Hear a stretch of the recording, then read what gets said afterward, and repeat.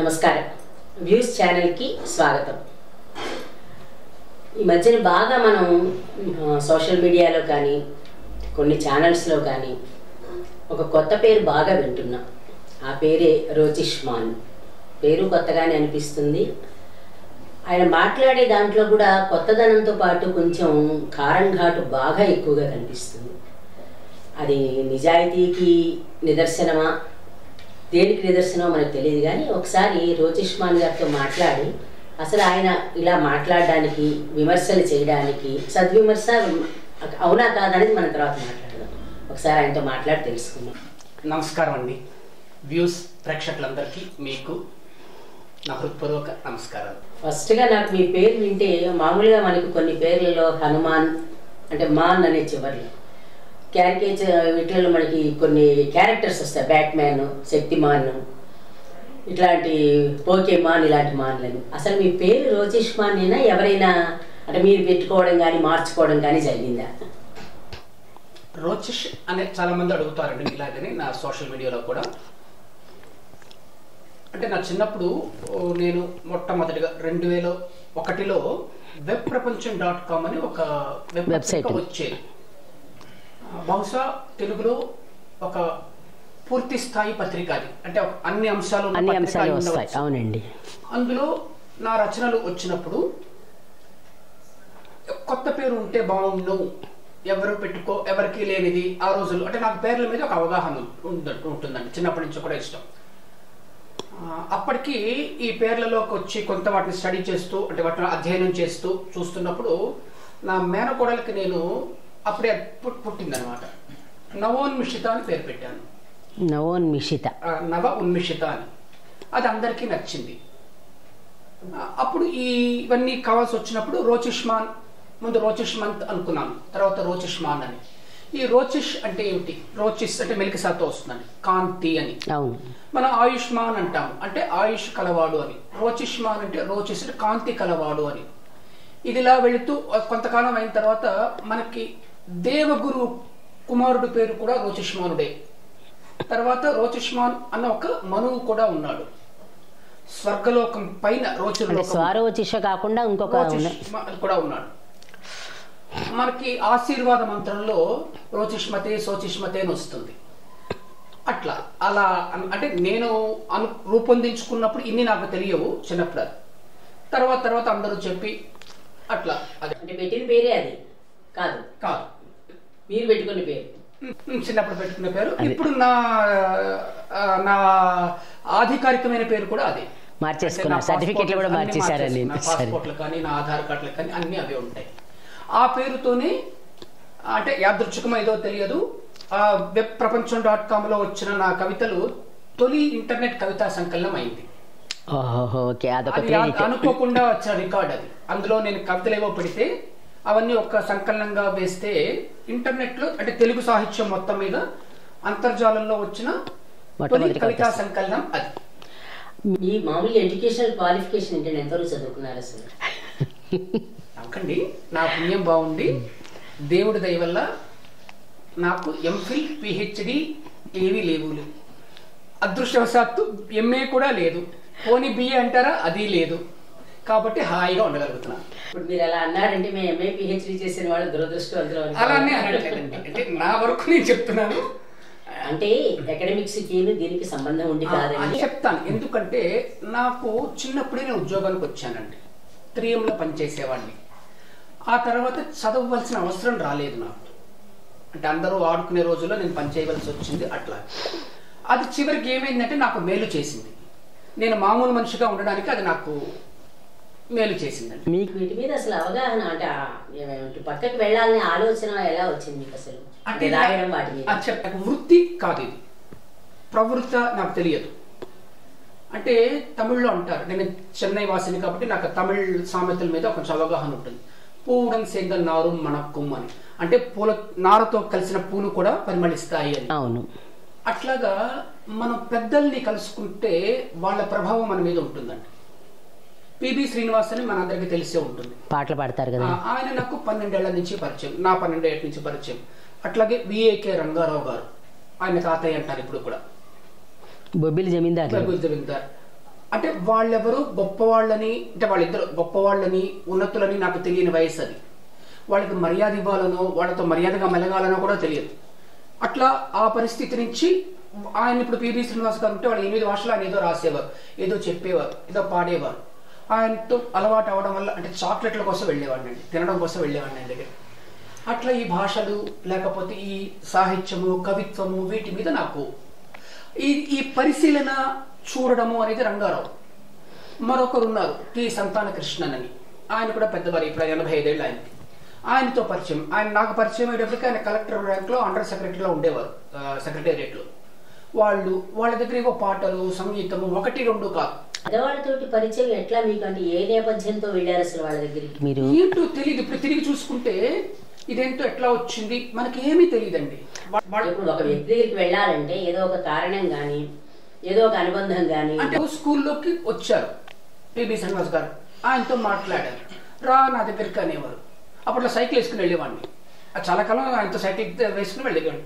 వెళ్తున్నప్పుడు వాళ్ళు నాకు చాక్లెట్లు బిస్కెట్లు వేస్తే, అప్పుడు మనకి చాక్లెట్ బార్ చాక్లెట్ అసలు అప్పుడు ఏంటి ఆయన ఇలా తీసుకుని జేబులో పెట్టుకునేవాడిని. ఆయన కారు నిండా చాక్లెట్లు బిస్కెట్లు ఉండేవి. ఈ అలవాటు అనమాట. అప్పుడు నేను ఏదో రాయడం మొదలు పెట్టేవాడిని, ఏదో నేను రాసేస్తున్నాను అనుకుని.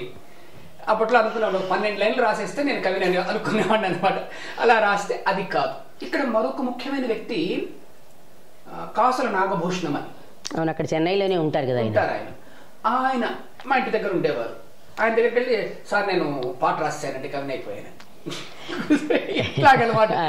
మనకి అసలు వాక్యము పదము ఏమిటి కూడా తెలియదు. ఇంట్లో ఎవరైనా నేపథ్యం ఉందా మీకు అసలు? మా నాన్నకి పాటలు వినే ఆసక్తి ఉంది అంతే. అది కూడా సేకరణ చేసో కాదు, రేడియోలో ఒక క్రమంగా హిందీ పాటలు వినేవారు. అయితే ఇప్పుడు మీరు అన్నట్టుగా మీరు అంటే ఒకలాగా అదృష్టం కొద్దీ మీరు బిఏ ఎంఏ ఏమి చదువుకోలేదు అనేది ఒక రకంగా అదృష్టం. ఏంటంటే మీరు ఎవరినైనా ఏం కావాలన్నా అనేయగలుగుతారు. ఎందుకంటే ధైర్యం వస్తుంది, ఒక రకమైన ధైర్యం. ఏమవుతుందంటే సాధారణంగా జనరల్గా చెప్తున్నాం, పిహెచ్డీ చేసి ఇవన్నీ అయ్యేసరికల్లా అమ్మో ఏమన్నా అనుకుంటారేమో, ఇంత పిహెచ్డీ చదివావు నన్ను ఇలా అంటున్నావేంటి అని అనుకుంటారేమో అని ఒక బెరుకు ఉంటుంది. అంటే మనమే పిహెచ్డీ చేసేసి పిహెచ్డీ వాళ్ళని అనడం ఏమిటి అని. కాబట్టి మీరు అన్నట్టుగా అదృష్టం కొద్దీ అని అనుకుందాం, పక్కన పెడదాం. కాకపోతే మీరు సోషల్ మీడియా ఎక్కువగా మీరు ఎక్కడ రాసినప్పటికీ కూడా, మీరు పత్రికల్లో రాసినా, జ్యోతిలో రాసినా, సాక్షిలో రాసినా కూడా ఎక్కువగా సోషల్ మీడియాలో సర్క్యులేట్ అవుతూ ఉంటాయి.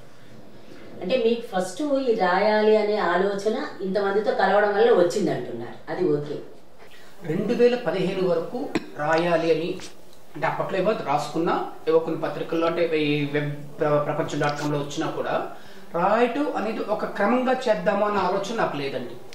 ఏదో ఎప్పుడేదో వస్తే పీబీఎస్ గారు ఉండేవారు. 1994లో మెహదీ హసన్ అనే గజల్ గాయకుడు చెన్నైలో కచేరీ చేశారు. నేను వెళ్ళాను. అప్పుడు అడిగాను అదేంటి అని. గజల్ అన్నారు. దానికి ఏమిటి పద్ధతి ఆయన ఏదో చెప్పారు.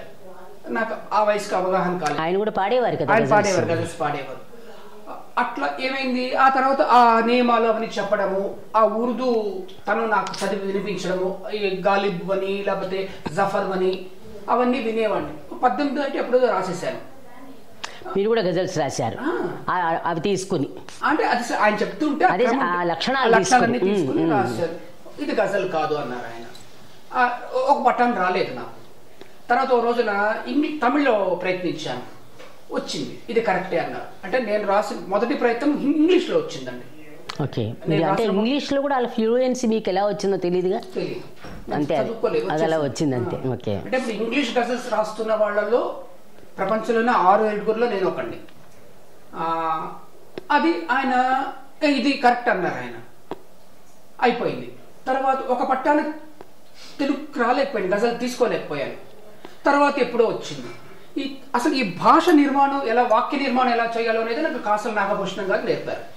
అంటే నేను మనకి సంధులు సమాసాలు ఈ విగ్రహ వాక్యాలు ఇలాంటివి ఏమి తెలియదు నాకు. అది ఆయనకి తెలుసు, నాకేం తెలియదు అని. వాళ్ళ ఇంట్లో కొన్ని పిహెచ్డి థీసిస్లు ఉండేవి నాగభూషణ గారి ఇంట్లో. ఉదాహరణకి నారాయణ రెడ్డి రాసిన ఆధునిక ఆంధ్ర కవితము సంప్రదాయంలో ప్రయోగంలో చదివేశాను. మళ్ళీ ఇంకోటి, అదే నువ్వు చదివేసావా అన్నారు. చదివేశానండి అని ఇచ్చేసారు ఆయనకి. తర్వాత ఇంకోటి అయితే ఇచ్చారు, ఇందులో కాదు కదండి అన్నారు. మళ్ళీ చెప్పు అన్నారు. అది కాదు, ఇందులో ఈ తప్పు ఉంది కదా, ఎట్లా తెలుసు నీకు? తెలియట్లేదు, సరికాదు, ఇది కాదు. ఇట్లా ఉండేది. ఇలా ఒక రోజు నేను ఇదే పని నేను వివేక రంగారావు గారితో చేసేవాడిని. ఆయనకి నాకు చాలా దెబ్బలాట అవుతుంది. కారులో కూర్చుని ఓ పక్కన పార్క్ చేసుకుని రోడ్లో కొట్టుకుంటాం. నీకు బుద్ధి లేదు, నీకు జ్ఞానం లేదా, మీకు అన్నీ ఉన్నాయండి, ఇట్లా ఉండేది అనమాట మా ఇద్దరి ముందు. బుద్ధి ఉందా నీకు అనేవారు. బుద్ధున్నాడు ఎవడైనా మీతో మాట్లాడతాడా, ఇలా ఉంటుంది మా విషయాలన్నీ. ఆయన కూడా అప్పుడే సబ్జెక్ట్ వైజ్ పర్సనల్ కాదు కదా అది. ఒక దశ తర్వాత వాళ్ళ ఇంట్లో లైబ్రరీ నాకు ఒక్కడికి ఆయన ఇచ్చేవారు, పుస్తకాలు చదువు అనేవారు. అంటే నేను ఏదైనా ఆయన లేకపోయినా కూడా 10 మనిషికి చెప్పి అబ్బాయి వస్తాడు, ఆ పుస్తకాలు అక్కడ ఉన్నాయి చదవమని చెప్పు, ఇట్లా ఉండేది. ఇట్లా నాకు ఈ కాసం నాగభూషణం గారు తెలుగులో, పిబి శ్రీనివాస్ గారు మొత్తం ప్రపంచాన్ని, అందరూ ఆయన గాయకుడు అని మాత్రమే అనుకుంటారు. చాలా బాగా పరిజ్ఞానం ఉన్నది. ఓ పక్కన సినిమాలు, ఓ పక్కన ఈ ఆధ్యాత్మిక భక్తి విషయాలు, అసలు ఒక ట్యూన్ అనేది ఎలా ఉంటుంది, వాద్య సంగీత నిర్మాణం ఎలా ఉంటుంది, సినిమా సంగీతం ఎట్లా వస్తుంది, అసలు ఒక ట్యూన్లోకి వెళ్ళడం ఎట్లాగా, ఇది మంచి ట్యూనో కాదు అని తెలుసుకోవటం ఎట్లాగా, ఇట్లా ఆయన నాకు హిందీ సంగీత దర్శకులు, గాయకులు అన్నీ నాకు నేర్పారు. తలత్ మహమ్మద్ రఫీ. ఆ రోజుల్లో నాకు నేను ఏదో వాళ్ళ దగ్గర నుంచి పొందుతున్నానని నాకు తెలియలేదండి. 2015 తర్వాత, అంటే గట్టిగా 2016 తర్వాత నాకు అనిపించింది నాకు కూడా ఏదో తెలిసేమో, నేను రాయగలుగుతున్నాను. తర్వాత అందరూ అంటున్నారు ఇంత తెలిసిన వాళ్ళు ఎవరు కనిపించట్లేదండి అని. నాకు ఎంత తెలుసో నాకు తెలియదు. అంటే ఇప్పుడు మీరు ఇంతమంది మహమ్మద్ రఫీ, తలత్ మహమ్మద్ వీళ్ళ పేర్లు చెప్తున్నారు. వాళ్ళ గురించి మీరు రాసేటప్పుడు కూడా జనరల్గా మీరు చాలా బ్రీఫ్గా రాస్తారు, పెద్ద పెద్ద వ్యాసాలు రాయారు. మీరు సబ్జెక్ట్ ఎక్కడి నుంచి మీరు అంత అథెంటిసిటీగా సబ్జెక్ట్ ఎలా సంపాదించుకుంటున్నారు? చిన్నప్పటి నుంచి నేను దాన్ని సేకరించి పెట్టుకున్నాను కదండి. అవన్నీ మీరు దాచుకుని ఉంచుకున్నారు. అలా దాచుకుంటున్నది బ్రెయిన్ లో. ఒక క్రమం చూసేవాడిని. ఇంకొకరు చారి అని ఒకరు ఉన్నవారు. ఆయన తలత్ మహమూద్కి వ్యక్తిగతంగా చాలా పరిచయం. అంటే ఆయన 16-17 ఏళ్ళప్పుడు తలత్ మహమూద్ ఆయన్ని బాంబేలో ఒక రికార్డు మీరు తీసుకెళ్లేవారు. ఆయన చాలా చెప్పారు. ఆయన చెప్పిన కొన్ని విషయాలు నాకు గజల్ మీద ఆసక్తి వచ్చినప్పుడు కొన్ని ఆవిష్కరణలకి అవి కారణమైంది. అది చాలా ఆశ్చర్యం నాకు. అంటే వాళ్ళకి ఆయనకి ఒక నెట్వర్క్ ఉండేది, పాకిస్తాన్ నుంచి వేరే దేశాల నుంచి. అవన్నీ నాకు ఆయన రికార్డ్ చేసి ఇచ్చేవారు. అవి వినడం మరొకరికి సాధ్యమయ్యేది కాదు. నేను తలత్ మహమూద్ ఈ గజల్ వల్ల భారతదేశం మొత్తం గజల్ గానాన్ని మార్చగలిగాడు అని నేను ఒక చిన్న వాక్యం చెప్పగలిగిన దానికి ఎప్పుడూ నాకు అది బీజం పడింది. ఇప్పుడు మీరు ఇలా ఒక స్టేట్మెంట్ లా ఇచ్చినప్పుడు ఎవరు దాన్ని కాంట్రాడిక్ట్ చేశారా? అసలు చేయాల్సిన అవసరం కాంట్రాడిక్ట్ చేయలేదు. ఎందుకంటే నేను ఆథెంటిసిటీగా మీరు చూసుకోండి రెఫరెన్స్ లో ఇస్తాను. నేను అంటే నేను అక్కడి నుంచే వచ్చాను కదండి. ఇప్పుడు ఆ మెట్టి మీద ఎక్కి నేను వచ్చాను, ఇదిగోంటే నేను ఎక్కిన మెట్టిని అందరికీ చెప్తాను. అయితే ఇక్కడ చిన్న విషయం ఏంటంటే మీరేమో బిఏ చదవలేదన్నారు, పీజీ చదవలేదన్నారు, ఏమీ లేదన్నారు. సరే మీరు కష్టపడి గజల్స్ రాశారన్నారు. మీ గజల్స్ మీద ఎంఫిల్ వచ్చినప్పుడు మీకు ఎలా అనిపించింది? సంపత్ మాడభూషి సంపత్ అని మెడ్రాస్ యూనివర్సిటీ తెలుగు హెడ్, ఆయనతో నాకు పరిచయం ఉండేది. అంటే ఆయన పిహెచ్డి చేస్తున్నప్పుడు నేను యూనివర్సిటీ వెళ్ళేవాడిని ఎవరితోనైనా. ఇక్కడ మరి అధిక ప్రసంగం అవుతుందో లేదో తెలియదు, ఒక చిన్న జోక్ చెప్తాను. చెప్పండి. ఏదో ఒక సెమినార్ నిర్వహిస్తే నేను వెళ్ళాను. మధ్యాహ్నం వివేక రంగారావు గారి పత్రం సమర్పణ వచ్చి, నువ్వు ఎప్పుడు వచ్చావు ఇక్కడికి అన్నారు. అప్పుడు నేను చిన్నవాడిని, 17-18 అంటే నేను పొద్దునే వచ్చేసాను అన్నా. అక్కడ ఆ డిపార్ట్మెంట్ లెక్చరర్లు, ప్రొఫెసర్లు అందరూ ఉన్నారు. నువ్వు మా ఇంటికి వస్తే ఇక వంటగదిలో రావడానికి వీల్లేదన్నారు. నాకేం అర్థం కాలేదు. ఏమిటి అన్నాను. ఐ కాంట్ దౌత్యానికి మామూలుగా ఇంగ్లీష్ చెప్తారు. నేను వస్తే నేను ఇక మీద నువ్వు మా ఇంటికి వస్తే నా మూడు బాగుండి తలుపు తెరిస్తే డ్రాయింగ్ రూమ్ లోనే కూర్చోవాలి, వంటగదికి రాకూడదు. నాకేం అర్థం కాలేదు. ఎందుకన్నా, మరి పొద్దు నుంచి నువ్వు యూనివర్సిటీలో ఉన్నావంటే నువ్వు అంటాను వాడిగా నాకు అని కనబడకుండా తిరుగుతున్నారు కదా. అది కాదు, అంటే ఆయన నన్ను అనడం లేదు, వాళ్ళు అంటున్నారు. పొద్దు నుంచి ఇక్కడ యూనివర్సిటీలో ఉన్నావంటే నువ్వు అంటాను వాడిగా నాకు. అదే ఊరికే అదే కరెక్ట్. అట్లాగా ఈ సంపత్ గారు ఆ స్థితి నుంచి తెలిసి నేను ఇట్లా గజల్స్ చేస్తున్నప్పుడు ఒకరోజు చెప్పారు, నీ గజల్స్ మీద నేను ఎంఫిల్ చేయిస్తాను అని. అట్లాగే సునీత అని ఒక అమ్మాయి చేత చేయించారు. మొత్తం ఎన్ని రాశారు గజల్స్ మీరు? నేను 156 ఎన్నో రాశాను. తెలుగులో ఉన్నా లేకపోతే అన్ని లాంగ్వేజెస్? తెలుగులో మాత్రం. ఇంగ్లీష్ లో కొన్ని ఉన్నాయి, తమిళ్లో కొన్ని ఉన్నాయి. ఇక్కడ నేను చేసింది ఏంటంటే ఎవ్వరూ చేయింది, అంటే ఉర్దూ కవులు కూడా చేశారో లేదో తెలియదు, 58 అరబీ ఛందస్సుల్ని తెలుగులో వాడాను నేను. అబ్బో, ఇంతవరకు ఉర్దూలో కూడా. ఎట్లా ఆ ఛందస్సు ఎలా నేర్చుకున్నారు అసలు మీరు? అరబిక్ ఛందస్సు, మీరు తెలుగు ఛందస్సే తెలియదు అంటున్నారు. తెలియదంటారా? తెలియదు నిజంగా. అది అంటే నాకు జీవితంలో ఏది వచ్చినా అదే నడిచి వచ్చింది, నేను దానికోసం వెళ్ళలేదు. గొప్పగా చెప్పుకుంటున్నాను కాదులేండి, అది రచన కానివ్వండి. ఇప్పుడు గజల్ చరిత్ర నా వల్లే ఆవిష్కృతమైందండి.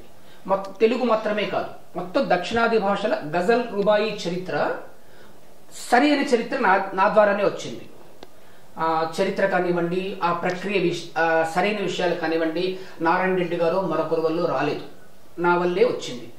అది నేను ప్రయత్నపూర్వకంగా సాధించిందా అంటే కాదు, అదేదో వచ్చింది. కొరియర్ మ్యాన్ అంటారు కదా, కొరియర్ బాయ్, అక్కడ ఉన్నది తీసుకొచ్చి ఇక్కడ పెట్టారు, అట్లా ఏదో జరిగింది. అది ఎందుకు జరిగిందో నాకు తెలియదు. ఇప్పుడు మీరు అడిగితే, మీరు ఒక బిఏకి పరీక్ష మనం సిద్ధమవుతాము, దానికి పుస్తకాలు చదవాలి, అలాంటివి ఏమీ లేవు నా జీవితంలో. నాకు ఉద్యోగమే అదే వచ్చిందండి. నేను ఇంటర్వ్యూకి ఇది ఇచ్చి నన్ను ఇంటర్వ్యూ చేసి అప్లికేషన్ చేసి అలా రాలేదు, నాకు రోడ్లో వెళ్తుంటే వచ్చిందనమాట. అంటే అప్పుడు అనిపిస్తుంది, నా ఈ స్థితికి నేను కారణం కాదు, వేరే ఇంకేదో జరుగుతోంది, నేను సాక్ష్యం మాత్రమే, లేకపోతే సాక్షిని మాత్రమే అని. నా అప్పుడు ఇంగ్లీష్లో రాస్తాను. నేను తొలి దశలో ఇంగ్లీష్లో రాసినప్పుడు పివి శ్రీనివాస్ గారు తిట్టేవారు, ఆయనకి అసలు కోపం రాదు. ఆయన కూడా కోపం తెప్పించారా? మరి ఆయనకు కూడా ఇంకెప్పుడైనా ఇంగ్లీష్ రాస్తే కొడతాను నిన్ను అనేవారు. మరి ఆ స్థితిలో నుంచి ఒక జాపనీస్ పత్రికలో నా గురించి వచ్చే స్థితి వచ్చింది. ఎందుకు వచ్చిందో తెలియదు. అంటే నేను రాసిన ఒక ఇంగ్లీష్ కవిత అప్పుడు నెట్ కూడా కాదు, ఒక ఒక సంకలనంలో అచ్చయి గ్రీక్ దేశానికి వెళ్తే అక్కడ ఒక పరిశీలకురాలు 70 ఏళ్ళ ఆవిడకి, అందులో అబ్దుల్ కలాం రాశారు, వాజ్పేయి రాశారు. ఆ సంకలనంలో 400 మంది రాస్తే ఇండియాలో ఉన్న ఇతనే గొప్ప కవి అని ఆవిడ లెటర్ పంపించింది ఆ పత్రిక ఆఫీస్కి. అట్లా నాకేమొచ్చు, ఇప్పటికీ నేను గ్రామర్ చెప్పలేను. కొన్ని పేర్లు చెప్పను కానీ కొంతమంది పెద్ద పెద్ద వాళ్ళతో మాట్లాడినప్పుడు అలాగే మేమేం చదువుకోలేదని వారు సంగీత కచేరీలు చేసేయడం కానీ అన్నీ కూడా చాలా మందిని ఇంటర్వ్యూ చేసినప్పుడు ఏం చదువుకున్నారంటే ఏం చదువుకోలేదని వారు. 2016 వరకు నాకు అసలు ఒక విషయం తెలుసు, నాకు తెలియదు. నెట్లోకి వచ్చిన తర్వాత అదే అన్నారు. 2004లో అంతర్జాతీయంగా రాయటం మొదలు పెట్టానండి. పోయెట్ అని ఒక పత్రిక వచ్చేది, world poetry society inter continental, ఒక 1964లో మొదలైన ఒక సంస్థ. అది ఆ సంస్థ ద్వారానే అబ్దుల్ కలాం గారు కవిగా లోకానికి పరిచయం అయ్యారు. ఆ సంస్థకి నేను సెక్రటరీని అయ్యాను. అట్లా అది ఎందుకైనా ఇక్కడ వాళ్ళందరూ ఎవరు, మన ఇస్రో సైంటిస్టులు అక్కడ సభ్యులు. వాళ్ళ చదువు ఎంత, నా చదువు ఎంత, సరే ఏమిటి, నేను వాళ్ళ రచనలను ఎడిట్ చేసి సంకలనం వేసేవాడిని.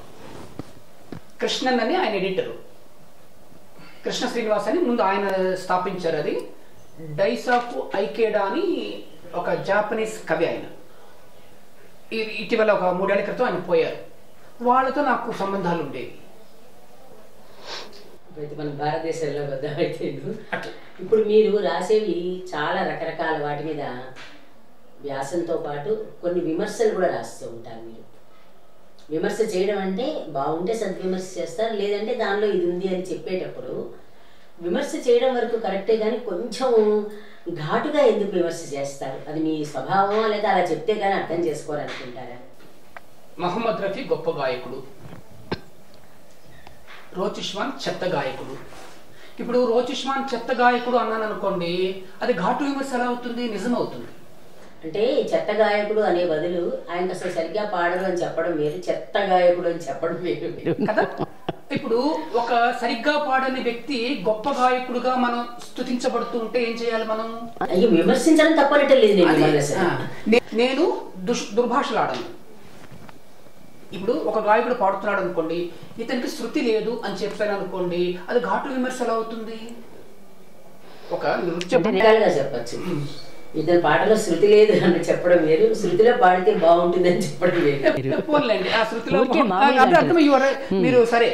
నాకు జోక్ కూడా తెలిసి విషయం మీద, ఒక పెద్ద సంగీత విద్వాంసుడు, అంటే సంగీత పేరేదో గుర్తురావట్లేదు, తమిళ, ఆయన చాలా చాలా ప్రముఖమైన వ్యక్తి. అందులో ఆయన శృతిలో కలవని ఒక గాయకుడి కచేరీలకి రెగ్యులర్ గా వెళ్ళేవాడట.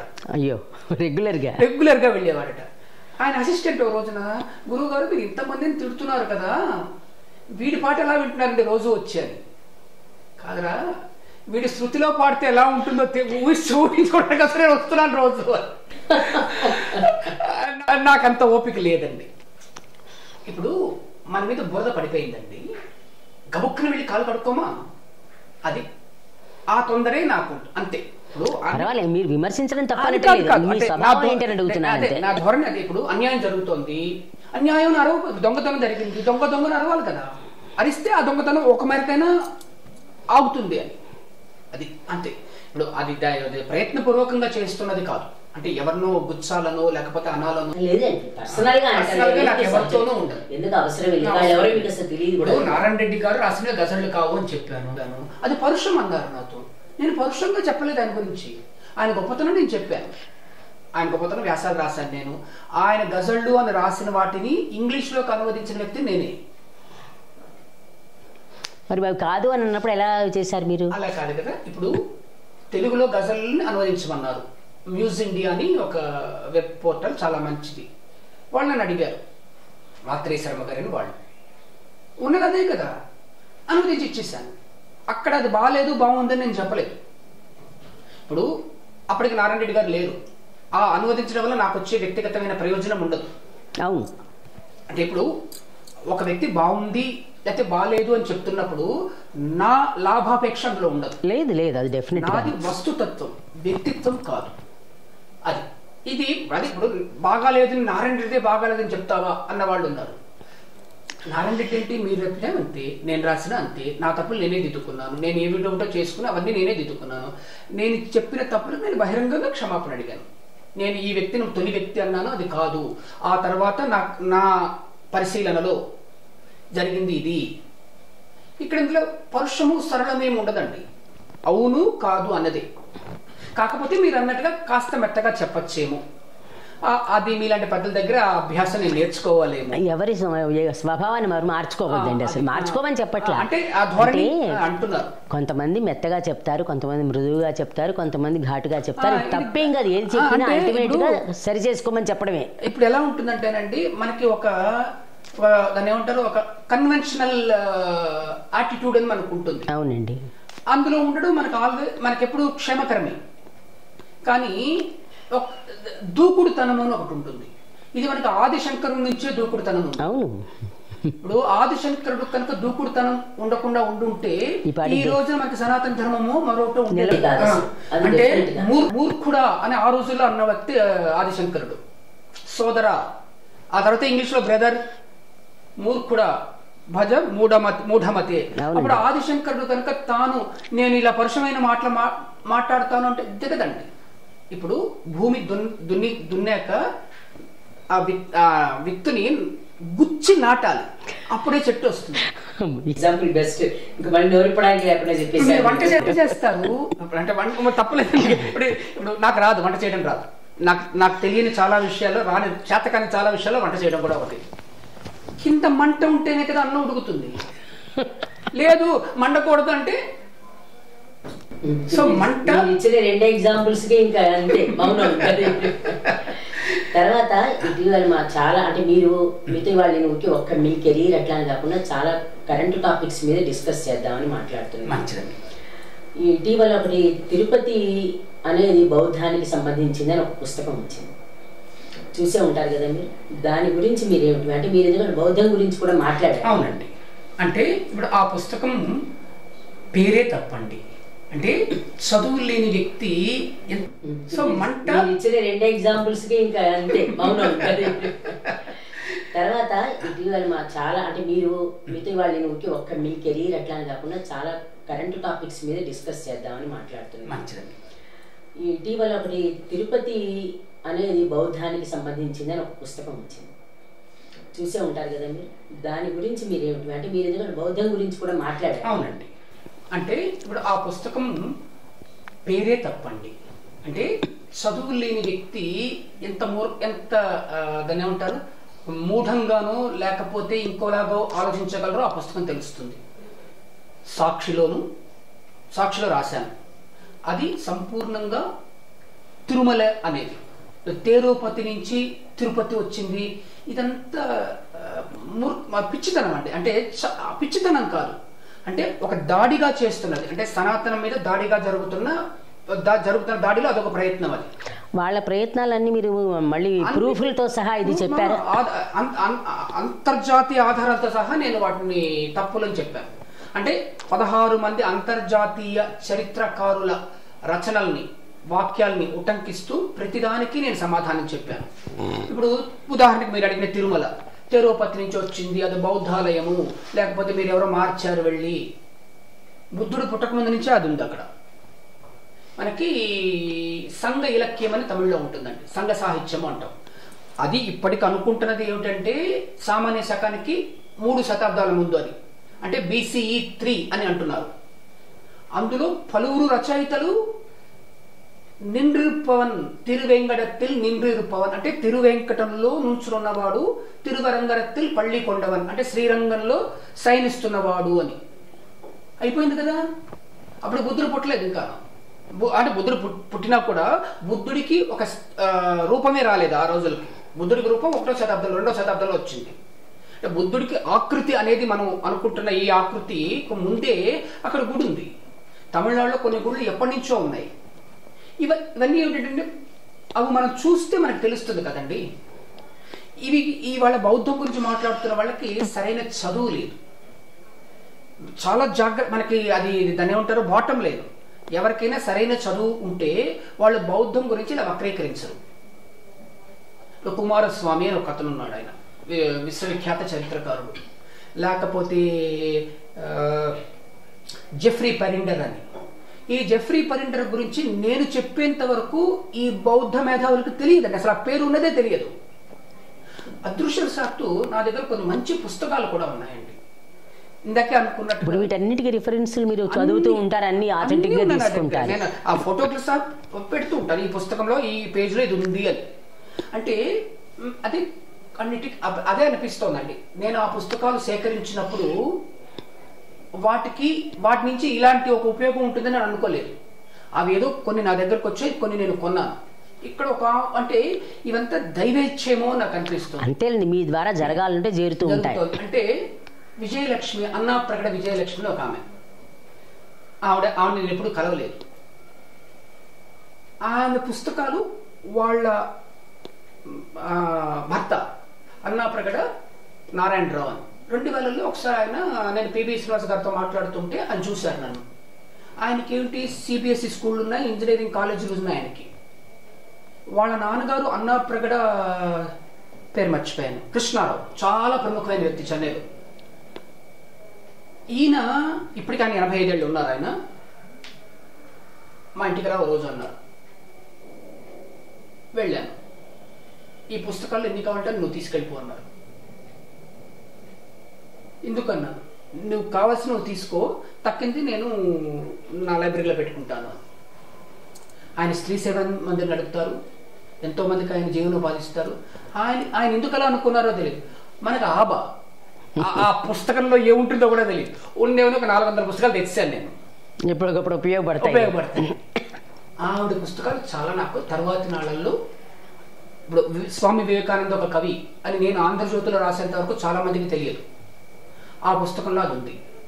ఆవిడ అంటే కొత్తగా మీరు చూసిన దాన్ని, కొత్త విషయాన్ని మీకు చూపించడం ఇష్టం. తీసేసుకున్నా. అంటే ఇప్పుడు పిల్లలకి మీరు బొమ్మలు చూపిస్తారని తీసేసుకుంటారు, వాళ్ళకి తెలియదు అసలు వాటిని ఎలా చేయాలి, అలా తీసి పెట్టుకున్నాను ఆబగా. ఆ తర్వాత కొన్ని తీస్తుంటే కొన్ని విచిత్ర, అంటే కొన్ని ఒక అరుదైన ఒక సంపద అందులో కనిపిస్తోంది నాకు. ఇంకా నేను కొన్ని పుస్తకాలు చదవలేదు, వాటిని నేను తీసుకుంది 2001లో. ఇంకా నేను తిరగైన పుస్తకాలు కూడా ఉన్నాయి. అంటే అప్పుడు అనిపించింది ఇదంతా దైవేచ్ఛేమో. అసలు అంటే మీకు లైఫ్ గోల్ ఏమిటి అసలు మామూలుగా? అంటే ఇన్ని విషయాల మీద ఒకటి కాదు, ఒక దాని మీద కాకుండా మీరు అటు సినిమా మాట్లాడతారు, ఇటు సాహిత్యం మాట్లాడతారు, ఇటు ధర్మానికి సంబంధించినవి మాట్లాడతారు, మీరు వృత్తిపరంగానేమో రత్నాల గురించి ఆ శాస్త్రం మాట్లాడతారు. అంటే మీరు ఏంటి అన్నీ తెలుసుకోవాలని కోరిక, తెలియకుండా అలా జరిగిపోతున్నాయంటారా? 2004లో పోయిట్స్ ఇంటర్నేషనల్ అని ఒక అంతర్జాతీయ పత్రిక ముఖ చిత్రంగా కవర్ స్టోరీ అది వేశారు. ఆ ఎడిటర్ ఇలాగే అడిగాడు నన్ను, వాట్ ఈజ్ యువర్ ఎయిమ్ అని. 2004 అండి, క్షమ అది 2010 అండి. ఆ పత్రిక అప్పటికే 40 దేశాలకు వెళ్తుంది. కవర్ ముఖ చిత్రంగా నా ఫోటో వేసి పోయిట్ ఆఫ్ ద మంత్ అని వేశారు. ఇదే ప్రశ్న అడిగారు, మీ లక్ష్యం ఏమిటి అని. సూర్యుడికి లక్ష్యం ఏముంటుంది అన్నా. మీరు తగ్గట్లేదు ఎక్కడ. చీమకు లక్ష్యం ఏముంటుంది అన్న. చీమకు లక్ష్యం ఉండదు, సూర్యుడికి లక్ష్యం ఉండదు, నదికి లక్ష్యం ఉండదు, గాలికి లక్ష్యం ఉండదు. వాళ్ళకి లక్షణాలే ఉంటాయి. ఆ చంద్రుడికి మనకి భూమికి, ఇప్పుడు భూమి ఏ లక్ష్యంతో తెలుసుకుంటుందండి? అది లక్ష్యం కాదు, దానికి లక్షణం అది. ఇది నా లక్షణం అన్న పెద్ద మాట నేను వాడను, ఇది నా తీరింతే. I blow as freely as the wind అని లావోచు రాస్తాడు. నేను గాలిలాగా వీస్తాను. ఎందుకు వీస్తానో నాకు తెలియదు. మీరు రమ్మన్నారు, ఈ ప్రశ్న అడుగుతారని నాకు తెలియదు. ఈ కార్యక్రమానికి మీరు పిలిచేంత వరకు నేను వస్తానని తెలియదు.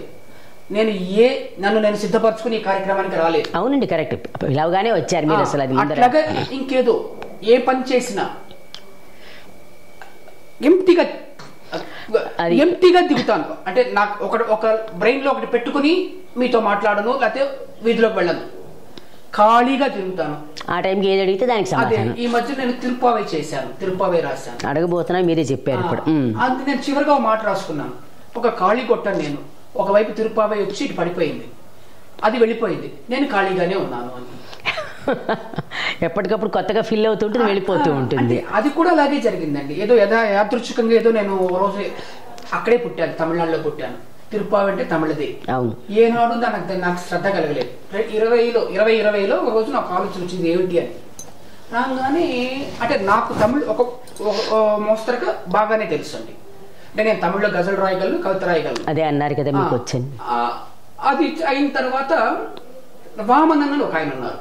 ఆయన చరిత్రకారులు, ఆయన కూడా ఈ ఆధ్యాత్మిక సినిమా అన్నీ ఉంటాయి. ఇది ఏమిటి అని అన్నాను. ఆ తిరుప్పావై తమిళ్ 1200 ఏళ్ల క్రితందండి. ఒకసారి అనువదించే ప్రయత్నం చేశారు, నా వల్ల అవదేమో అని వదిలేశాను. 2021లో మళ్ళీ ధనుర్మాసం వస్తే ప్రయత్నించాను, దాదాపుగా వచ్చేసింది. 2022కి ఆంధ్రజ్యోతిలో సీరియల్ చేశాను, దాన్ని 1,50,000 మంది చూశారు దాన్ని. ఆ తర్వాత ఈ ఏడాది మనం సుమన్ టీవీలో చెప్పుకున్నాం. అవును. అంటే చెప్పండి. అట్లాగా అందులో 200 మంది నాకు ముందు రాశారు, పెద్దలు. వాళ్ళ పేర్లు చెప్పడానికి కూడా నాకు అర్హత లేదు. అన్నీ తప్పులే అనేది నాకు తెలిసిపోయింది. ఇది ఇప్పుడు నేను చెప్పాలా వద్దా? అంటే ఎలా అనుకున్నారు మీరు వాళ్ళు రాసింది తప్పు అని? నాకు తెలుస్తుంది కదా. తిరుప్పావై పాసురం అంటామండి మనం. అవును. మన వాళ్ళు తెలుగులో మెలికిసా పెట్టి రాస్తారు. మెలికిసా అనేది తమిళ్లో లేదు. మనం ఎందుకు రాస్తున్నాము? అంటే తమిళ్లో చాలా అక్షరాలు లేవుగా. అది కదా, అది తమిళ మాట కదా. ఇప్పుడు శంకరుడు అని ఉందనుకోండి, అది మెలికిసానే రాయాలి. కానీ తమిళ వాళ్ళు అలా రాయలేరు. వాళ్ళకి మెలికిసా లేదు, శంకరుడు అని రాస్తారు. వాళ్ళు శంకర్ అని రాస్తారు, శంకర్ అనరు వాళ్ళు. కానీ ఒక తమిళ పదాన్ని తమిళ పదంగానే మనం తీసుకోవాలి. మనకు మామూలు సా ఉంది కదా, కుంటి సా ఉంది కదా, సరస్వతిలో సా ఉంది కదా. మనం మామూలు సా రాస్తే తెలుగు వాళ్ళకి తప్పు అవుతుంది కదా. అది అవుతుందండి. అసలు ఆ పదమే మంది కాదు కదా. ఇప్పుడు నా పేరు సుబ్రహ్మణ్యం అండి, మీరు సుబ్రహ్మణ్యం రాయడం ఏమిటి? నా పేరు సుబ్రహ్మణ్యం. అది కరెక్టే. శంకర అనే పదం మనకి శాతోటే ఉంది కదా. అది మనం వాడుకుంటే సరే, వాళ్ళు రాయలేరు అంటే వాళ్ళకి అక్కడ లేదు కాబట్టి. కానీ అసలు తమిళ పదమే పా, మామూలు సా, రం. వాళ్ళకి అనుస్వరాలు ఉండవండి, మకారు పొల్లే ఉంటుంది. అవును. మరి మనం ఎందుకు అలా రాసుకున్నాం అంటే మనలో ఎవరో ఆ తప్పు చేశారు. తొలుత ఎప్పుడు 53లో మొదటి, మనకి 54లో వచ్చినట్టుంది మొదటి అనువాదం. అప్పట్లో ఆ పెద్దలు ఎవరో అలా రాసుకున్నారు. ఆ తర్వాత ఇక్కడ ఏమిటంటేనండి, మనకి ఆలోచనలో సమస్య ఉంటుంది. మీరు చెప్పారు, నేను విన్నాను, ఇంకొకరు విన్నారు, ఇలా అది కొనసాగుతుంది. ఇది భక్తి, దీని మీద మనం చేయి పెట్టకూడదు, ఇంతకు మించి ఆలోచించకూడదు అని అనుకున్నారు. ఉదాహరణకి మాయన్ అని ఒక మాట వాడింది ఆవిడ, ఆండాళ్. మాయన్ అంటే మాయదారివాడు అని మొదట్లో అనువదించారు. కృష్ణుడు మాయదారివాడి కదా, అంతే కదా. అది సబబుగా ఉందని అందరూ దాన్ని కొనసాగించారు. దేవులపల్లి కృష్ణశాస్త్రి సైతం. మాయన్ అంటే అర్థం మాయదారివాడు అని కాదండి, నల్లని వాడు అని. ఇప్పుడు మీరు అన్నట్టుగా ఇప్పుడు మీరు రాయడానికి ముందర చాలామంది రాశారు. ఎందుకంటే కొంచెం సాహిత్యం మీద అవగాహన కానీ రాయాలనుకున్న వాళ్ళందరూ కానీ రాస్తారు. అంతమంది రాసినప్పుడు కూడా ఎవరు ఇది తప్పు అని చెప్పేవాళ్ళు లేరు. ఎవరు ఇంతమంది చదువుకున్న వాళ్ళు ఉన్నారు. నాకు అది అర్థం కావటం లేదు. మాయన్ అన్న తమిళ పదానికి నిఘంటు అర్థము నల్లని వాడు అని. దానికి నేను ఒక ఉదాహరణ ఇచ్చాను, అంటే పెరియాళ్వారు ఏం చెప్పాడు అని. ఈవెన్ ఆయన్ అల్ల మాయన్ అంటాడు ఆయన, అంటే వీడు గొల్లవాడు కాదు నల్లవాడు అని. ఒక్కొక్క పదానికి ఒక్కొక్క చోట ఒక్క అర్థంగా వాడతాం కదా. ఆ పదానికి అసలు మాయన్ ఇంకో అర్థమే లేదు. తిరుమాయన్, తిరుమాలన్, అంటే మాలన్ అనేది మహావిష్ణువుకు పేరు వాళ్ళకి తమిళ్లో. తిరుమాలన్ అంటారు, మాలోలన్ అంటారు.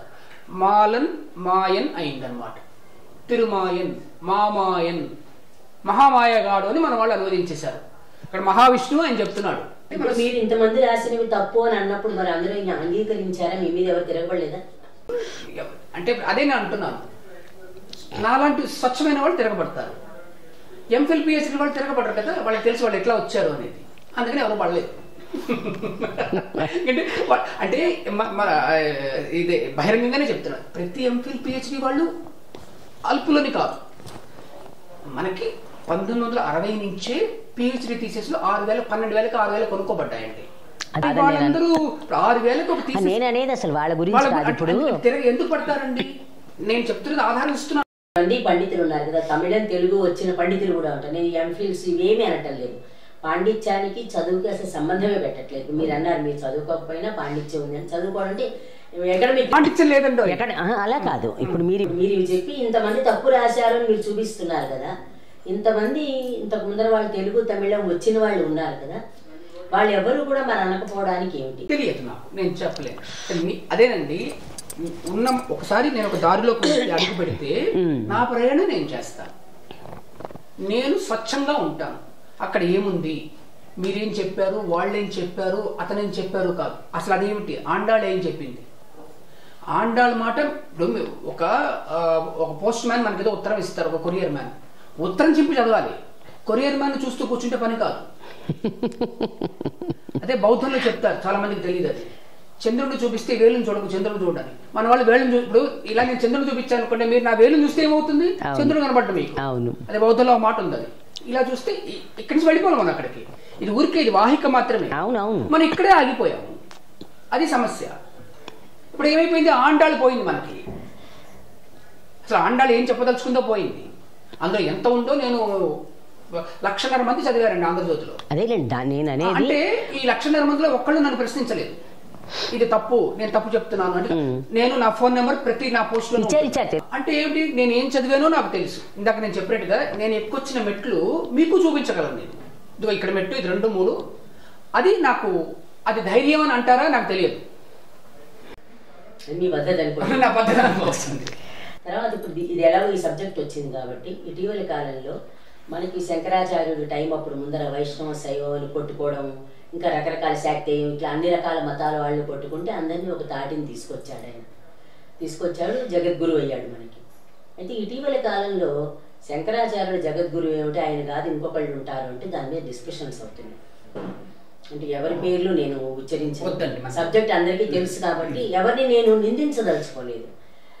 అయితే ఒకటి చెప్పడం ఒకటైతే, శంకరాచార్యుని నిందించడంతో పాటు శివుణ్ణి నిందించడం, శివుణ్ణి కూడా ఎట్లాగా, పార్వతిని శివుడిని కూడా చాలా అసభ్యంగా నిందించడం. ఇప్పుడు మనకి ధర్మం ప్రకారంగా త్రిమూర్తులని మనం చెప్పుకుంటున్నాం. వీళ్ళ సృష్టి స్థితి లయలు, వాళ్ళ దేవుళ్ళు ఉన్నా లేకపోయినా మన సృష్టి అంతా దీని మీద నడుస్తుంది. పుడతాము, జీవితం గడుపుతాం, చచ్చిపోతాం, ఇదే కదా మనం జరిగేది. ప్రతి ప్రాణికి ఇదే ఉంటుంది. దానికి 3 దేవుళ్ళ పేర్లు పెట్టుకున్నాం అనుకున్నాం. 3 ఉండాల్సిందేగా మనకి. శివుడి గురించి పార్వతి గురించి అసభ్యంగా మాట్లాడడం కాకుండా, ఆయన కాదు జగద్గురు అంటూ ఒక్కడే ఉంటాడు అంటే వేరే వాళ్ళ పేర్లు చెప్తూ వస్తాం. దాన్ని మీరేమంటారు? పూర్తిగా ఖండించవలసిన విషయం అండి. ఇప్పుడు రామానుజుల్ని ఎంత మాత్రము మనం కొంచెపరచడానికి అసలు ఎవరిని కించపరిచేది లేదు. అందరూ మధ్వాచార్యుల్ని కొంచెపరచం మనం. అప్పుడు ఇంకెవరో శంకరాచార్యులు కొంచెపరచడం ఏమిటి? రామానుజులే కాదండి, బౌద్ధుని కొంచెపరచలేదు. అసలు ఎవరిని బుద్ధుని ఎంతో కొంత చేస్తూ వచ్చిన వాళ్ళే. ఏ వ్యక్తికి ఏముందో దాన్ని అక్కడి నుంచి దానిగా చూడటమే మన కర్తవ్యం. ధర్మం కాదు, కర్తవ్యం. ఇప్పుడు శంకరాచార్యుడిని ఏదో అందడం, అసలు ఒక వ్యక్తి అనే వ్యక్తులు ఎవరో కానీ, అంటున్న వ్యక్తులు ఎవరో కానీ, వాళ్ళెంత, వాళ్ళ బతుకులెంత? ప్రశ్న ఒకటి. అనే వాళ్ళ ఉనికి ఏమిటి? ఇప్పుడు మనం చెప్పచ్చో లేదో తెలియదు. ఒక సుబ్బారావు అనుకుందాం. ఒక సుబ్బారావు ఆయన అన్నాడు. ఆ సుబ్బారావు ఏ సంప్రదాయం వ్యక్తి? ఆ సంప్రదాయానికి ఎంతవరకు శాస్త్రీయత ఉంది? ఇప్పుడు ఒకటేదో అనుకుందాం అనుకోండి. ఇప్పుడు నేను వైష్ణవం గురించి బాగా చెప్పాను, తిరుపావి చెప్తున్నప్పుడు నాకు వైష్ణవం గురించి బాగా నేర్పిన పెద్దలు కూడా ఉన్నారు. బకుళ వరదరాజన్ అని, ఆయన పెద్దవారు, 80 ఏళ్ళు. వైష్ణవం నాకు చాలా చెప్పారు. నాకు పైగా చిన్నప్పటి నుంచి వైష్ణవ మిత్రులు. నాకు మార్గదర్శకంగా చాలామంది వైష్ణవులు ఉన్నారు. వాళ్ళ ఇళ్లలో పెరిగిన వాడినిగా, ఆ పద్ధతులు తెలిసిన వాడినిగా చెప్తారు. వైష్ణవుల్లో తెన్గలై వడగలై అంటారు. మీకు ఇంకా చెప్పంటే యు అని ఒక నామం ఉంటుంది, ఆ యు కింద ఒక పాదం ఉంటుంది. ఆ యు కింద పాదం ఉండేవాళ్ళు తెన్గలై అంటారు. దాని గురించి కూడా రాశారు మీరు. అవును, ఆ తెన్గలై వాళ్ళని అసలు బ్రాహ్మణులే కాదు అనేవాళ్ళు కూడా ఉన్నారు. మరి ఈ తెన్గలై వాళ్ళు శంకరాచార్యుని అనడం ఏమిటి? వీళ్ళ ఉనికి ఏమిటి? ఇది తప్పండి. ఇప్పుడు ఆ తెన్గలై, ఇప్పుడు ఆ మనవాళ్ళ మామూలుగా అంటారు. ఆ తెన్గలైకి ఆదర్శం ప్రతివాద భయంకరం అన్న మనవాళ్ళ మామూనిగళ్ళు. ఆ మనవాళ్ళ మామూనిగల్ని ఏ వైదికులు లేకపోతే ఏ అయ్యర్లు ఏ స్మార్తులు ఏమీ అనడం లేదు. పోనీ ఇవాళ ఈ తెన్గలై వాళ్లే కొంతమంది శంకరాచార్యుని దూషిస్తున్నట్టుగా మనకు తెలుస్తున్నది. నేను పేర్లు చెప్పడం లేదు. ఈ తెన్గలై వాళ్ళని మైసూరులో కానివ్వండి, చెన్నైలో, తమిళనాడులో కానివ్వండి అసలు వైష్ణవులుగానే గుర్తించడం లేదు. మరి వీళ్ళ ఉనికి ఏమిటి అంటే వాళ్ళ ఉనికిని చాటుకోవడానికి ఇలాంటి మాటలు మాట్లాడుతున్నారా తెలియదు మనకి. మనవాళ్ళ మామూలుగా ఏం చేశారు? అసలు మనవాళ్ళ మామూలుగా బ్రాహ్మణ్ కాదు అనే ఒక ఆశ ఉంది. ఆయన చాలా మంది ఇక్కడ ఇంకా చాలా ఉంటాయండి. మన చరిత్ర తెలుస్తున్న కొద్దీ మనలో చాలా అపోహలు పోతాయండి. అసలు ఈ బ్రాహ్మణ్యం అసలు మనవాళ్ళ మామూలుగా చాలా మంది దళితుల్ని బ్రాహ్మణులు చేశాడు ఆయన. ఇవాళ 108 దివ్య దేశాల్లో ఉండే అర్చక స్వాములు 600-700 క్రితం దళితులుగా ఉండే అవకాశం ఉంది. ఇప్పుడు దళితుల్ని గుళ్ళోకి రాణిస్తారా? అయ్యా వాళ్ళు పూజలు చేస్తే మేము షడగపం పెట్టించుకుంటున్నాం అంటే ఇక్కడ 2 అంశాలు ఉన్నాయండి. అంటే కొట్టుకోవడం కాదు, అంటే ఏది కూడా జన్మతః రాదండి. ఇప్పుడు ఆ రోజుల్లో దళిత అనే ఒక వర్గం నుంచి కొంతమంది వాళ్ళు బ్రాహ్మణులు చేసుకున్నారు. ఇది చరిత్ర. మన వాళ్ళ మామూలుగా చేశారు. ఎంతో మంది దళితులు మన రామానుజ 1000 ఏళ్ల క్రితమే అయిపోయారు. మరి ఇదేమిటిది? అందుకని వాళ్ళు ఏమంటారంటే ఈ వడగలై వాళ్ళు మేమే అసలైన వైష్ణవులు, వీళ్ళు కాదు అని. ఇంకా గట్టిగా చెప్పాల్సి వస్తే ఆంధ్ర వైష్ణవులు వాళ్ళు తీసుకోరండి. మరి ఆంధ్ర వైష్ణవులు అనేవాడి వాళ్ళు శంకరుని అంటున్నారు. ఇక్కడ మనం స్వామి వివేకానంద మాట ఒకటి విందాం. శంకరుడి వంటి మేధ రామానుజుల వంటి హృదయము కావాలి అని అన్నారు ఆయన. అయిపోయిందా? ఇంకేం కావాలి? అందరూ ఉండాలి. శంకరుడు జగద్గురు. శంకరుడు ఒక దశలో రాకుండా ఉండంటే రామానుజుడు ఉండేవాడా తెలియదు మనకి, మనం ఉండేవాళ్ళమా తెలియదు మనకి. ఇట్లా ఇప్పుడు ఇంతసేపు మనం ఎలాగో భక్తి మాట్లాడుకున్నాం, సాహిత్యం గురించి కొంతసేపు మాట్లాడుకున్నాం. అసలు ఈ మధ్యన మీరు అంటే ఇటీవలి కాలంలో లేటెస్ట్గా సినిమాకి సంబంధించి చాలా గట్టిగా మాట్లాడుతున్నారు. కొత్తగా వచ్చిన పుస్తకం తెలుగు సినిమాకి సంబంధించి ఫస్ట్ రీల్ అనే బుక్ గురించి. ఇప్పుడు దాంట్లో మీకు ఎందుకు అంత తప్పులు కనిపించాయి? ఫస్ట్ థింగ్, ఇది తప్పు అని నిరూపించడానికి మీ దగ్గర కాగితాలన్నీ మీకు దొరికాయి? అన్నీ ఉన్నాయి. అంటే మొన్న ఇంకో ఛానల్ కోసం ఇచ్చాము 2-3 రోజుల క్రితము. అంతకుముందు నేను సోషల్ మీడియాలో పెట్టాను. తర్వాత అంటే 3 రోజుల క్రితము తెలుగు ఫిల్మ్ ఛాంబర్ కామర్స్ వాళ్ళకి విజ్ఞప్తిగా కూడా పెట్టాను. ఈ పుస్తకం ఆధారంగా అంటే రెంటాల జయదేవ అనే ఒక జర్నలిస్టు మన సినిమా ఫస్ట్ రీల్ అని రాశారు. తప్పు వెతకడం లేదు, తప్పు మెరుస్తోంది. మీరు చూడండి, మన cinema first reel, the first reel అని ఉండాలి. ఫస్ట్ రీల్ అని అంటున్నారు కానీ టైటిల్ పెట్టేటప్పుడు కవి ఎరంగుసులు కాబట్టి పెట్టుకోవచ్చు కదా. ఇప్పుడు 2-3 పెట్టుకోవచ్చు, డమ్ డమా అని కూడా పెట్టుకోవచ్చు. అది మీ ఇష్టం, మీరు పెట్టుకుంటున్నారు. కానీ ఒక భాషలోకి వచ్చేసి మన సినిమా, అక్కడ మన సినిమా అని పెట్టుకుందామా? అది ఇంకోలా పెట్టడానికి లేదండి. మీరు ఎప్పుడు ఫస్ట్ అన్నారో ఆర్టికల్ ఉండాలి, అది భాష. ది ఫస్ట్ అనేది ఉండాలని పెట్టుకుంటారు మీరు ఆ ఇంగ్లీష్ మాట వాడుతూ. మీరు అలా కాదండి. ఇప్పుడు ఒక భాషలో మీరు ఒక అభివ్యక్తి చేస్తున్నారు, అది ఆ భాషకు లోపడే ఉండాలి. లోపడే ఉండాలని ఒప్పుకుంటా. ఇప్పుడు ప్యారడైజ్ అని ట్యాగూర్ వర్కర్స్ ప్యారడైజ్ అన్నాడు, అది ఆయన క్రియేటివిటీ. అది పదబంధం ఆయన సృష్టించుకున్నాడు. ఇప్పుడు చాలా పదబంధాలు మనం చేయొచ్చు అండి. ఇప్పుడు సంస్కృత ఇంగ్లీష్ స్టైల్లో నేను చాలా ఇంగ్లీష్ రాస్తాను, అంటే మధ్యలో హైఫన్లు పెట్టేసి రాసేసుకోవచ్చు.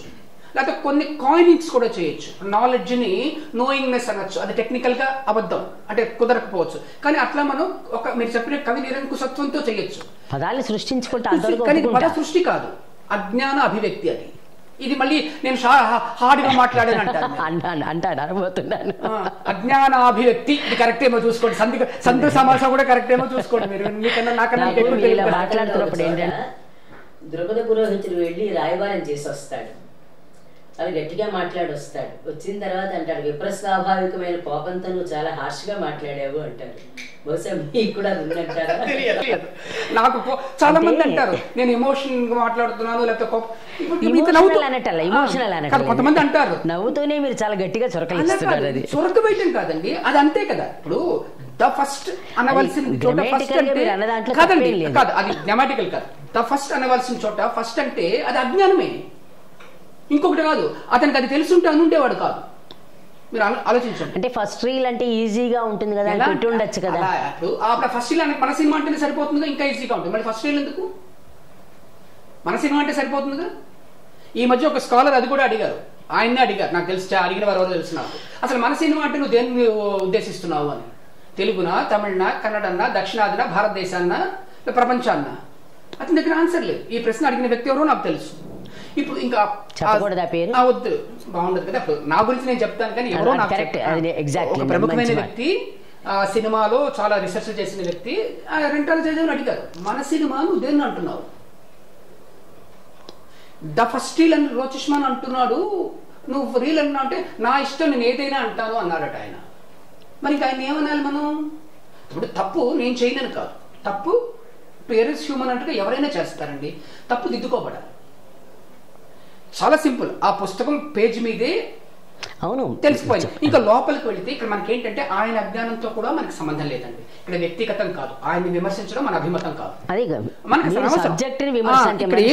నేను అంటే నేను ఇంకో ఛానల్ వాళ్ళకి కూడా చెప్పాను, నాకు తెలిసిన నిజాన్ని నేను ఇప్పుడు బయటకు వచ్చి చెప్పకపోతే తెలుగు చరిత్రలో, తెలుగు జాతి చరిత్రలో ఒక సినిమా చరిత్రలో ఇప్పుడు తెలుగు కవిత్వం గురించి ఒక చరిత్ర అనుకుందాం, సినిమా అనుకుందాం. అవును, అది ఏదైనా తెలుగు జాతికి సంబంధించింది. కవిత్వమైనా, సంగీతమైనా, సినిమా అయినా. అంటే మనం తెలుగు సంగీతం బాలసుబ్రహ్మణ్యం గొప్ప గాయకుడు, అది జాతికి సంబంధించిన విషయం. అది ఆయనకి గాయకుడు అది అట్లా అనమాట. ఇలాగ ఇప్పుడు ఆ జాతి ద్రోహం అయిపోతుంది. నేను చేసిన వాడిని అవుతాను. ఇప్పుడు తప్పు అతను చెప్తున్నాడు, రెండు తప్పులు చెప్తున్నాడు. జాతి ద్రోహం కొంచెం పెద్ద పదం అవుతుంది. ఇదే ఆ ఛానల్ వాళ్ళు కూడా అన్నారు, మీ అందరూ ఒకేలా ఉంటారు. ఆ ఛానల్ చాలా పెద్ద పదం అవుతుందేమోనండి. అంటే అలా అని కాదు, మీరు చలనచిత్ర పరిశ్రమ దానికి ద్రోహం అనే దానైతే యాప్ట్ రిలవెంట్ గా ఉంటుంది. సరే ఉండండి, నేను ఒప్పుకుంటా. నేను దానికి ఎందుకని ఇప్పుడు అతను తొలి తెలుగు సినిమా ఇది అని ఒకటి చెప్తున్నాడు, ఒక తమిళ తెలుగు సినిమా అని. అంటే ఒక సినిమాలో రెండు భాషలు ఉన్న సినిమాని, అసలు అందులో తమిళే లేదు, తెలుగుది. తమిళ వాళ్ళు మనల్ని మన దగ్గర నుంచి తీసేసుకున్నారు ఆ సినిమాని అంటున్నారు. ఇది అసలు మౌలికంగా తప్పండి. ఆ సినిమాలో తెలుగు ఉన్నది అని చెప్పిందే తమిళ వాళ్ళు, వాళ్ళే చెప్పారు. అసలు ఆ సినిమా రావడానికి 10 రోజుల ముందు, 9 రోజుల ముందు వచ్చిన ఒక ప్రకటనలోనే ఉన్నది అది తెలుగు. మీకు ఆ ప్రకటన కూడా దొరికిందా? పబ్లిష్ చేసాం మనం, నెట్ లో ఉంది, మనం ఇచ్చేసాను అందరికి నేను. అట్లాగా ఆ సినిమాలో తెలుగు, తమిళు పాటలు ఇవన్నీ ఉన్నాయి అని చెప్పిన తర్వాత ప్రముఖులు కొంతమంది, కల్కి కృష్ణమూర్తి, అంటే పొన్నియిన్ సెల్వన్ ఒక సినిమా వచ్చింది, ఆ రచయిత కల్కి అంటే ఆయన నడిపిన పత్రిక అది, కృష్ణమూర్తి అనేది ఆయన పేరు. ఆయన చెప్పడము, లేకపోతే ఆ సినిమాలో ప్రధాన భూమిక పాత్ర ధరించిన టిపి రాజలక్ష్మి చెప్పడము, ఇవన్నీ సమగ్రంగా చదివిన, తెలుసుకున్న వాళ్ళు ఎంతో మంది ఉన్నారు. నాకు చిన్నప్పటి నుంచి అవి తెలుసు. ముఖ్యంగా నేను ఇందాక చెప్పాను, టి సంతాన కృష్ణన్ ఒక ఆయన దగ్గర మొత్తం సినిమాలకు సంబంధించి ఎంతో డాక్యుమెంటేషన్ సరిగ్గా ఉంది. వివేక రంగారావు గారి దగ్గర కూడా ఉంది కదా మీకు? అంతకన్నా ఈయన దగ్గర ఎక్కువ అన్నమాట. వివేక రంగారావు గారి దగ్గర రికార్డులు ఉన్నాయి, రికార్డ్స్ ఎక్కువ, డాక్యుమెంటేషన్ లేదు. అవునండి, మీరు చెప్తే నమ్మరు, ఈయన దగ్గర 30,000 సినిమాలు ఉన్నాయి. రంగారావు గారి దగ్గర లేవు. 30,000 సినిమాలు, కొన్ని వేల కొద్ది రికార్డులు, 2,000 సినిమా పుస్తకాలు, అంటే జాతీయ, అంతర్జాతీయ బహుభాషల్లో ఉన్న సినిమాలకు సంబంధించిన 2,000 దాకా ఉన్నాయి. మొత్తం లైఫ్ అంతా దానికే డెడికేషన్. ఆయన ఒక క్లర్క్ గా సెక్రటేరియట్ లో చేరి అడిషనల్ సెక్రటరీగా రిటైర్ అయ్యారు. అంటే ఆయన ఎంత దక్షత ఉంటే రాగలరు అంటే ఇది అది చూసుకున్నారు. ఆయన 9వ ఏట నుంచి సినిమాకి సంబంధించి ఉన్నారు ఆయన. అంటే ఆయన ఈ తప్పుల్లో ప్రయాణించుకుంటూ బయటకు వచ్చిన వ్యక్తి. ఆయన నాకు ఎప్పటి నుంచో చెప్పేవారు ఇవన్నీ. ఇతను ఈ అబద్ధాన్ని బయటకు తీసుకొచ్చేటప్పటికి అది నా విద్యుక్త ధర్మంగా నేను అంటే తీసుకుంటే మీరు నేరుగా చెప్పారా అసలు ఫస్ట్ ఆయన? నా దగ్గర ఉన్నాయి ఆ రికార్డులన్నీ. కాదు కాదు, ఆయనతోటి నేరుగా మాట్లాడారా మీ తప్పు ఇవి అని? ఎవరితో? పుస్తకం రాసిన వ్యక్తితోటి. నేను ఎప్పుడు ఎందుకంటే వ్యక్తిగతంగా నాకు మిత్రుడు కాకలేదు, 2-3 సందర్భాల్లో మాట్లాడుంటాను. ఆ తర్వాత ఆయన ముందు సాక్షిలో రాశాడు, ఆ పుస్తకంలో వేస్తే సాక్షిలో రాస్తే సండే బుక్ లో నేను పాయింట్ బై పాయింట్ గా అంటే ఆ భాగానికి నేను తప్పులు చెప్పుకుంటూ వచ్చాను. ఆ రచన నేను చేసి 2వ గంటగా ఆయన వెళ్ళిపోయింది. ఆయన పంపించిన వాళ్ళు ఎవరో కూడా నాకు చెప్పారు. మరి ఆయన దిద్దుకోవాలి కదా, దిద్దుకోకుండా తదుపరి ఆ పుస్తకం విడుదల తర్వాత ఆయన వీడియోలు కూడా ఆయన చెప్పిన అబద్ధాలనే చెప్తూ వస్తున్నాడు. ఇప్పుడు నేను తప్పు చేయనని కాదండి, నా తప్పును తప్పు చేయడం మానవ సహజం, తప్పు కాదు. కానీ ఆయనకి తమిళ్ చదవడం వస్తుందో లేదో కూడా తెలియదు. ఒకటి ఉంటే ఒకటి చెప్తున్నాడు ఆయన. అందులో ఆయన అనువదించుకున్నాడా ఆ విషయం కూడా ఆయన అబద్ధాలు చెప్తున్నట్టుగా తెలుస్తోంది. ఒక వ్యక్తితో నాకు తమిళ్ తెలుసు, నేనే అనువదించుకున్నాను. ఇంకొక వ్యక్తితోనేమో లేదు నాకు తమిళ్ రాదు, ఎవరో నాకు అనువదించి పెట్టారు అంటాడు.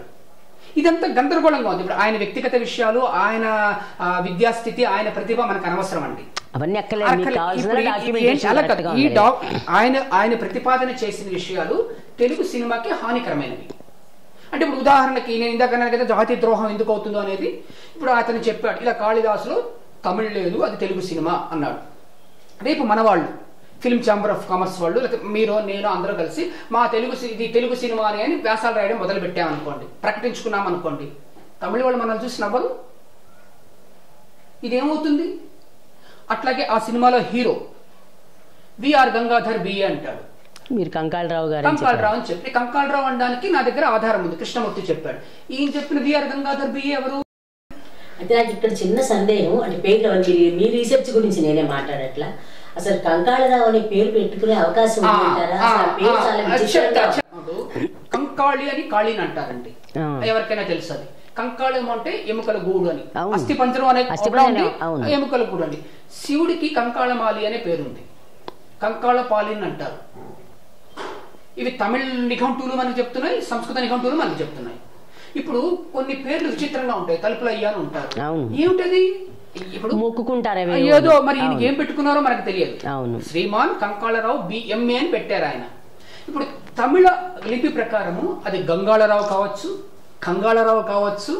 నేను అక్షరాల ప్రకారం ఇప్పుడు ఒక కార్యక్రమంలో అంటే 29 జనవరి 2024లో నేను గంగాళరావు అని చెప్పాను దాన్ని, కూడా చెప్పారు కదా. తర్వాత నేను దిశ పత్రికలో రాసాను కంగాళరావు అని రాశాను. అంటే కంగాళ అని ఒక ఇంటి పేరు ఉంది. అంటే నాకు ఊహించుకున్నారు. అంటే ఇప్పుడు ఇదా నాకు మార్గదర్శనం లేదు. ఒక పుస్తకంలో ఉంటే చూసి నేను మీకు చెప్పగలను. అసలు పుస్తకంలో ఏముందో తెలియదు, నేనుగా సేకరిస్తున్నాను. తర్వాత ఎవరో ఒక పెద్దలు ఒక ఊరు నుంచి ఫోన్ చేసి అది కంకాళరావు అయి ఉంటుంది అని. నిన్న ఒక పరిశోధనలో నాకు తెలిసింది ఏమిటంటే మనలో ఒక నాటక నటుడు ఉన్నాడు అని. నిన్న జరిగింది అది. త్వరలో ఇవాళో రేపో నాకు ఆ వివరాలు వస్తాయి. ఇదే పేరుతో ఒక నాటక నటుడు ఉన్నట్టుగా నాకు తెలుసు. ఒక నాటకాల మీద పరిశోధనలు చేసిన వాళ్ళు ఒక 3 చెప్పారు నాకు. సో మీరు కూడా అది దొరకాలని తప్పనిసరిగా. డెడికేటెడ్ గా అసలు ఇంత ఓపిక్ గా ఇవన్నీ ఎలా సేకరిస్తున్నారండి నాకు అర్థం. ఆయన ఏదో పుస్తకం రాశారు, ఆయన చూసుకుంటారు అనుకోకుండా మీరు. అదే నిన్న ఆ ఇంటర్వ్యూలో చెప్పాను. అతను 20 ఏళ్ళు కష్టపడి నేను పుస్తకం రాశానంటాడు. నేను అరగంట సేపు పనిచేశాను దీనికి. అంటే ఒక్కొక్కరికి ఒక కెపాసిటీ ఉంటుంది. కెపాసిటీ అని కాదు, ఛానలైజేషన్. అంటే ఏ ఛానల్లో మీరు ఉన్నారు, అంటే ఛానల్ టీవీ ఛానల్ అని కాదు, ఎక్కడ మీరు ఉన్నారు. ఇప్పుడు ఈ 2 రోజుల క్రితం మాట్లాడుకుంటే ఒక లీడ్ వచ్చింది. తమిళనాడులో ఇంకో కొన్ని రోజుల్లో 2000 పేజీలతో ఒక చరిత్ర పుస్తకం రాబోతున్నది. ఎవరో ఒక రచయిత రాయబోతున్నారు. అతను స్పష్టంగా చెప్తున్నాడు పివి కంకాళరావు ఎంఏ అని. ఇనిషియల్ కూడా చెప్తున్నాడు అతను. నేను కంకాళరావు అన్న వ్యక్తిని నేను ఇవాళ పివి కంకాళరావు నేనే పోస్ట్ పెట్టాను. అంటే ఇది ఒక చలనం అండి. అంటే రేపు ఇంకోటి తెలుస్తుంది, ఎల్లుండి ఇంకొకటి తెలుస్తుంది. ఎక్కడో నేను ఏదో ఇక్కడ ఇది ఎలా వస్తుంది అంటే మనం ఫ్రీగా ఉన్నప్పుడు వస్తుంది. మన కళ్ళకు అద్దాలు తెచ్చుకోకూడదు. అంటే మనం దారిలో వెళ్ళాలి. దారిలో వెళ్తే మనకు దృశ్యాలు కనిపిస్తాయి. దారిని నేను సృష్టిస్తున్నాను అనుకున్న చోటే ప్రాబ్లం అయింది ఇక్కడ. ఇప్పుడు అంటే మీరు అలా భ్రమపడుతున్నారేమో, నేను సృష్టిస్తున్నాను అని ఆయన అన్నట్టు మీరు భ్రమపడుతున్నారు కావచ్చు. మరి ఎందుకు అబద్ధాలు చెప్తున్నాడు? ఏ ఆధారంతో చెప్తున్నారు? వాళ్ళకి దొరికిన ఆధారాలతో వాళ్ళు మాట్లాడతారు కదా. అదే కాదు, అదే ఆధారాలే నా దగ్గర ఉన్నాయి. ఓకే. ఇప్పుడు నేను ఒక చరిత్రకారునండి, మీరు ఒక చరిత్రకారులు. మామూలుగా ఇద్దరు చరిత్రకారులు విభేదిస్తూ ఉంటారు. అవును. దానికి కారణం ఏంటంటే వాళ్ళకి దొరికిన ఆధారం. అవును, కరెక్ట్. కానీ ఇక్కడ ఈ సినిమాకి సంబంధించినంత వరకు, కాళిదాస్ సినిమాకి సంబంధించినంత వరకు ఇద్దరి దగ్గర ఉన్నది ఒకటే ఆధారమే. ఒకటే ఆధారం, ఇద్దరు రెండు రకాల, అంటే అర్థం చేసుకునే విధానంలో తేడా వచ్చిందా? కాదు, చదువు లేకపోవడంలో తేడా వచ్చింది. మళ్ళీ మళ్ళీ బాధపడ, నేను ఏదో హార్డ్ గా అన్నాను అంటారు. అలా ఇప్పుడు అలా నేను చెప్తాను, ఒక ఎగ్జాంపుల్ చెప్తాను. ఇడై పయ్యన్ అని కృష్ణమూర్తి రాశారు. ఈ తమిళ పదం, మనం అంటే ఎవరికైనా తమిళ తెలుసుంటే కార్యక్రమాలకు అర్థమవుతుంది. ఇడై పయ్యన్ అంటే గొల్ల కుర్రాడు అని అర్థం. దానికి జయదేవు మధ్య వయస్కుడు అని అనువదించుకున్నాడు. మరి ఏం చేస్తాం దీనికి? రెండు అర్థాలు లేవా పదానికి? ఇడైచాది అంటే గొల్ల కులము అని. గొల్లలు యాదవులు అంటే మనం గొడ్లు కాచుకున్నాడు, కౌహర్డ్ అంటారు. ఇడై పయ్యన్, పయ్యన్ అంటే కుర్రాడే. ఇప్పుడు ఇక్కడ మళ్ళా విచక్షణ జ్ఞాన రాహిత్యం కూడా ఉంటుందండి. మళ్ళా పెద్ద మాట అంటారు మీరు. అన్నారు కదా, భరోసా ఇచ్చారు నాకు, సంతోషం. కొంచెం ధైర్యంగా అంటారు. ఉండండి, మనకి అంటే జోక్స్ అపార్ట్. ఇప్పుడు కాళిదాసు కథ మనందరికీ తెలిసింది కదా. అవును. అంటే ఒక కుర్రాడు తాను కూర్చున్న కొమ్మని తానే నరుక్కుంటుంటే వీడు తిక్కలోడు అనుకుని ఆ మంత్రి వాడికి ఏదో చెప్పి రాజకుమారికి ఇచ్చి పెళ్లి చేస్తాడు. అంటే అక్కడ మధ్య వయస్కుడు వాడు అవుతాడా అతను? ఆలోచించొద్దు. నాకు తమిళ రాకపోవటం ఒకటి అనుకుందాం, జయదేవకో లేకపోతే అది అనువదించిన వ్యక్తికో తమిళ రాదు అనుకుందాం. కానీ మీరు నడి వయస్కు వాడు, మధ్య వయస్కుడు అంటున్నప్పుడు ఈ మధ్య వయస్కుడు తీసుకెళ్ళి కాళిదాసు మధ్య వయస్కుడా పెళ్లికి? ఏం లేదు. ఇప్పుడు ఆ వ్యక్తికి ముందు చదువు లేదు, అంటే తమిళ పదం తెలుగులో తెలియటం లేదు. ఇడై పయ్యన్ అంటే గొల్ల పిల్లాడు. గొల్ల పిల్లాడు ఒక గొల్ల కుర్రాడు తాను కూర్చున్న చెట్టు కొమ్మని తాను నరుక్కుంటున్నాడు. ఆ పాత్రకి ఈ కంకాళరావు ఎంఏ అతను సరిగ్గా పొసిగాడు అని అతను రాస్తున్నాడు. కృష్ణమూర్తి గారు రాశారు. ఇతను దాన్ని మధ్య వయస్కుడు అని అనువదించాడు. ఏమంటాం మనం ఇప్పుడు? ఇప్పుడు నా అజ్ఞానం నాతో పోతే మీకు వచ్చిన ఇబ్బంది ఏమీ లేదు. ఇప్పుడు నా అజ్ఞానాన్ని జాతి మీద నమోదు చేయాలని చూస్తే అట్లాగా. ఈ మాట ఎందుకు వస్తుందంటే నా నోటి నుంచి, మన ఎవరో ఒక సినీ ప్రముఖుడు ఆ పుస్తకం గురించి గొప్పగా మాట్లాడుతున్నారు. రేపు ఏమవుతుంది? 2 నెలలకి ఈ జయదేవ్ చెప్పిన ఈ విషయాలన్నీ నిజం. దీని ప్రకారంగా రేపు విఆర్ గంగాధర్ పేరుతో ఒక పురస్కారాన్ని ప్రకటిస్తారు. మన తెలుగు చరిత్రలో ఫిలిం చరిత్రకారులందరూ ఏం చేస్తారు? ఓహో, కాళిదాసే మనకి మొదటి సినిమా అంటారు. ఇది ఇట్లా ఆగిపోదండి. మనం చూసి తమిళ వాళ్ళు నవ్వుతారు, కన్నడ వాళ్ళు నవ్వుతారు, హిందీ వాళ్ళు నవ్వుతారు. దీనికి ఎవరు కారణం? ఇప్పుడు నాకు ఇంగ్లీష్ రాదండి, ఎవరికి వచ్చిన నష్టం ఏమీ లేదు. ఇప్పుడు నేను మీ దగ్గరికి వచ్చి దే ఈస్ గోయింగ్ అన్నాను అనుకోండి, నన్ను చూసి మీరు నవ్వేసి జాలి పడతారు, వీడికి రాదు అని. దే ఆర్ గోయింగ్ అంటాం, వీడికి రాదు అని. కానీ నా అజ్ఞానం ఒక జాతికి హాని చేయటం ఏమిటి? అతనికి ఎందుకు తెలియదు? ఒక కామన్ సెన్స్ ఉంటుందా? అంటే ఒక మధ్య వయస్కుడు విమర్శించడమనో లేకపోతే ఆయన పనిని మనం కించపరచడంలో లేకపోతే కొంచెపరచడంలో కాదు. నా అభిప్రాయం అది కాదండి, అసలు నా ఉద్దేశం అది కాదు. కాకపోతే నేను ఇందాకే చెప్పినట్టుగా నాకు తెలిసిన ఈ విషయాన్ని నేను ముందుకొచ్చి నలుగురు చెప్పకపోతే అది ఆ అబద్ధం నమోదైపోతుంది, ఎస్టాబ్లిష్ అవుతుంది అంటారే, అది స్థిరపడిపోతుంది. ఇప్పుడు ఇంతమంది సినిమా ప్రముఖులు ఉన్నారు, వాళ్ళు ఎవరికి తెలియలేదంటారా? వాళ్ళు ఎవరు నోరిప్పలేదు? అయితే మర్చిపోయాను, ఇక్కడ నేను అసలు ఫస్ట్ అనుకున్నా ఇక్కడ ఒక విషయం, మీరు మధ్యలో అడ్డుపడ్డాను అనుకోకండి. రావికొండలరావు గారు జనరల్గా అన్నీ కూడా అథారిటేటివ్గా అన్నీ ఇచ్చేవారు. ఆయన ఈ విషయాన్ని ఎక్కడైనా నమోదు చేశారా? అసలు లేదా? రావికొండలరావు గారే కాదండి, వివేక రంగారావు గారు మనందరూ గొప్పగా అనుకునే వ్యక్తి. ఆయనకి ఈ విషయం మీద ఇసుమంతా కూడా అవగాహన లేదు. అది ఇప్పుడు కాదు, ఆయన రాసిన ముందు వ్యాసాల్లోనే 31, 32 అంటే 1931, 1932, 1933 సంగతులు నాకు తెలియవని చెప్పారు. వ్యక్తిగతంగా ఆయన తాతయ్య అంటూనే చదువుతూ అడిగిన సందర్భాల్లో కూడా నాకు తెలియదు అన్నారు. ఈయనే కాదండి, ఎన్సైక్లోపీడియా ఆఫ్ ఇండియన్ సినిమా అని వీళ్ళు ఆక్స్ఫర్డ్ వాళ్ళు వేశారు. అందులోనూ తప్పులు ఉన్నాయి. తమిళ చరిత్రకారులే తప్పులు చెప్తున్నారు. ఇప్పుడు ఇవాళ జయదేవ్ ఈ పుస్తకం ద్వారా చెప్పింది 1.5 ఏళ్ల క్రితం సాయి మురుగన్ అనే ఒక తమిళ వ్యక్తి చెప్పాడు. ఈ రెండు చూస్తే నెట్లో దొరుకుతుంది, మెడ్రాస్ టైమ్స్ అని అది ఉంటుంది, మెడ్రాస్ అలాంటిది ఏదో కావాలంటే నేను ఎవరికైనా ఇవ్వగలను. ఆ రెండు చూస్తే జయదేవి నుంచి ఇతను రాశాడు, ఇతని నుంచి జయదేవి రాశాడు అన్నట్టుగా ఉంటుంది. అది 2023లో వచ్చింది, ఇది 2025లో వచ్చింది. అంటే వీళ్ళిద్దరికి ఒక తప్పుడు మూలం ఏదో అక్కడ ఉంది. వీళ్ళిద్దరే కాదండి, ఫిలిం న్యూస్ ఆనందన్ అంటే చాలా ఉన్నతమైన వ్యక్తి ఆయన, అంటే చాలా మంచి వ్యక్తి. ఆయన ఈ సినిమా డాక్యుమెంటేషన్, ఆయన సేకరించిన సినిమా డాక్యుమెంటేషన్ని తమిళనాడు ప్రభుత్వం ఆధికారికంగా ప్రచురించిందండి. సాధనైகள் పడితే తమిళ సినిమా అలా. అందులో అసలు గంగాధర్ పేరు లేదు, కంకాలరావు పేరు లేదు. అలాగే థియోడర్ భాస్కర్ అని ఒకతను, ఇంకెవరో the pride of Tamil cinema అని ధనంజయ్ అని ఒకతను రాశాడు. అందులో నరసింహారావు అని చెప్పబడి ఉంది. ఒకళ్ళు నరసింహారావు అంటారు, ఒకళ్ళు గంగాధర్. అసలు ఈ గంగాధర్ అనే వ్యక్తి పేరు ఎక్కడి నుంచి వస్తుందో ఎవరికీ తెలియదు. జయదేవ్ దాని గురించి ఏ ఆధారము మనకు చెప్పలేదు. ఆధారం లేకుండా చెప్పరు కదా ఎవరు. ఆ పుస్తకంలో లేదు, నా పుస్తకం పూర్తిగా చదివాను నేను. ఆ పుస్తకంలో లేదు. ఒక యాడ్ చూపిస్తున్నాడండి, ఏ పత్రికలో వచ్చిన ప్రకటన చూపించడం లేదు. ఒక యాడ్ ఉంది. ఆ యాడ్లో ఏముంది అంటే రాజలక్ష్మి నటిస్తున్న విఆర్ గంగాధర్ క్యారెక్టర్ ఆర్టిస్ట్ అని ఉంది. దాని మీద అలాగే ఉంది క్యారెక్టర్ ఆర్టిస్ట్ ఆయన చూపించింది దాంట్లోనే. అదే ప్రకటనలో కుడివైపున all Tamil and Tamil music and songs అని ఉంది. ఆయన ఏ ప్రకటనైతే తనకి బలంగా చూపించుకుంటున్నాడో దాంతోనే అతను వీగిపోతున్నాడు. ఇప్పుడు ఏ ప్రకటనలో అయితే అది పూర్తి తమిళ్ మాటలు సంగీతం అలాంటిది ఏదో ఉందో, ఆల్ తమిళ్ అని ఏదో ఉంటుంది. ఆ రోజులు ఇంగ్లీష్ కూడా బాగాలేదండి. అలాంటి దాంట్లో ఉంటే అందులో తమిళ్ లేదని తను చెప్పడం ఏమిటి?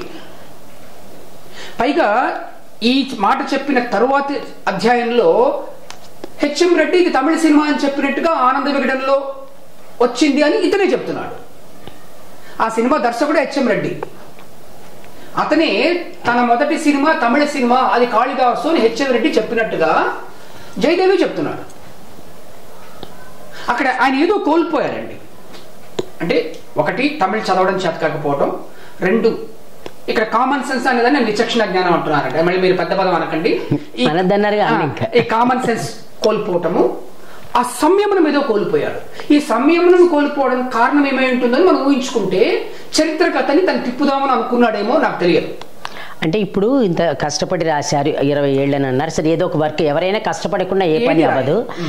మీరు అప్పుడు ఈ తప్పులు చేసినప్పుడు నేరుగా చెప్పడానికి ఎప్పుడు ప్రయత్నించలేదా? అతనికి పరిచయం లేదు కదా. అంటే 3 సార్లు మాట్లాడారు. ఒకసారి ఏమైందంటేనండి, దిశలో నేను ఒక వ్యాసం రాశాను తెలుగు పాట అని. అక్కడ ఏమైందంటే నాకు ఈ విషయం నాకు 2000 నుంచే తెలుసండి. ఇదే కాదు, తొలి సినిమా భక్త ప్రహ్లాద విడుదల తారీఖు ఫిబ్రవరి 6, 32. ఈ విషయం నాకు 2002కే తెలుసు. మరి అప్పటి నుంచి ఇప్పటి వరకు ఎందుకు చెప్పలేదు? నేను తెలుగులో లేను, అంటే తెలుగు రాసే ఆలోచన లేదు, రాయాలన్నా ఇది లేదు. నాకు ఎన్నో విషయాలు నా దగ్గరికి వచ్చాయి, ఇది కూడా వచ్చింది, అంతటితో ఆగిపోయింది. అట్లాగే ఈ కాళిదాస్ సినిమాలో 2 భాషల సంగతి కూడా నాకు సంతాన కృష్ణ గారు చెప్పేవారు. ఒక రోజున అంటే 24 జూలైలో ఆయన ఒకసారి మాట్లాడుకుంటూ, సార్ ఆ పాటల పుస్తకం నాకు పంపండి అన్న. నాకు ఇచ్చేశారు, కాపీస్ తీసేసుకున్నాను నేను. అందులో తెలుగు టెక్స్ట్ ఉంది. ఇప్పుడు నేను ఇందాకే చెప్పినట్టుగా తెలుగు భాషని తమిళ లిపిలో రాయటాన్ని అసలు మన దుర్భేద్యం అండి. అది మనం సరిగ్గా ఒక దీనికి రాలేము. నేను ఓలేటి శ్రీనివాస్ భాను గారు కూర్చుని మాకు తెలిసినంతలో ఇదే ఉంటుంది అని రాసి ఇది తెలుగు పాట అయి ఉంటుంది అని తొలి తెలుగు పాట అని దిశలో రాశాను. అది జరిగిన 10 రోజులకి తానా వాళ్ళ కార్యక్రమంలో జూమ్ మీటింగ్లో తెలుగు సినిమా గురించి ఆయన ఒక కార్యక్రమం, చాలా మంచి కార్యక్రమం తోటకూర ప్రసాద్ గారు చేశారు. అందులో రంగారావు గారు ఫస్ట్, నేను 2. అంటే తెలుగు కవుల గొప్పతనం గురించి నేను చెప్పాను. దేశవ్యాప్తంగా తెలుగు కవులు ఎంత గొప్పగా రాశారు అని. అప్పుడు ఇతను అడ్డు తగిలి అది త్యాగయ్య కీర్తన అన్నాడు జయదేవ్. ఫైన్, ఆ స్పాట్లో అవునా కాదా నాకు తెలియలేదని చెప్పాను. ఆ కార్యక్రమం అయిన తర్వాత నేను సరిచూసుకుంటే అవునన్నాను. మరుసటి రోజున అదే కార్యక్రమం, అంటే ఆ కార్యక్రమం కొనసాగింపును తోటకూరు ప్రసాద్ గారి చేత చెప్పించాను. జయదేవ్ చెప్పింది కరెక్టు, అవి 2 త్యాగయ్య కీర్తనలే. తర్వాత నేను సోషల్ మీడియాలో జయదేవికి కృతజ్ఞత తెలియజేస్తూ చెప్పేశాను. ఇది తప్పుదిద్దుకునే వాళ్ళ లక్షణం. నేను అతను చేసిన తప్పుల్ని ఒక పట్టికతో చెబితే అది అతను నేను చెప్పిన కొన్ని గంటల్లోకి అతను చేరితే 27న నేను సోషల్ మీడియాలో పెట్టాను, డిసెంబర్ 27న. ఇవాళ మనం ఫిబ్రవరి 14 దగ్గర ఉన్నాం. ఇవాల్టి వరకు అవి వాటిని దిద్దుకోకపోగా తను చేసిన తప్పుల్ని అతను సమర్థించుకుంటున్నాడు యూట్యూబ్ ఇంటర్వ్యూస్లో, ఛానల్స్ ఇంటర్వ్యూస్లో. మరి అతను పరిశీలకుడు ఎలా అవుతాడు? ఇప్పుడు అతని మనస్తత్వాన్ని మనం శంకించవలసి వస్తుంది. ఇప్పుడు నేను చేసిన తప్పు మీరు చెప్పినప్పుడు వెంటనే బహిరంగంగా దాన్ని చెప్పాను, ఇలాగా జయదేవ్ చెప్పారు, ఇదే నిజము. నేను నిజానికి తప్పు చేయలేదండి, పొరపడ్డాను. అది త్యాగయ్య కృతి అనేదాన్ని నేను తెలుసుకోలేకపోయాను, అంటే తమిళ లిపిని నేను చదవడం వలన.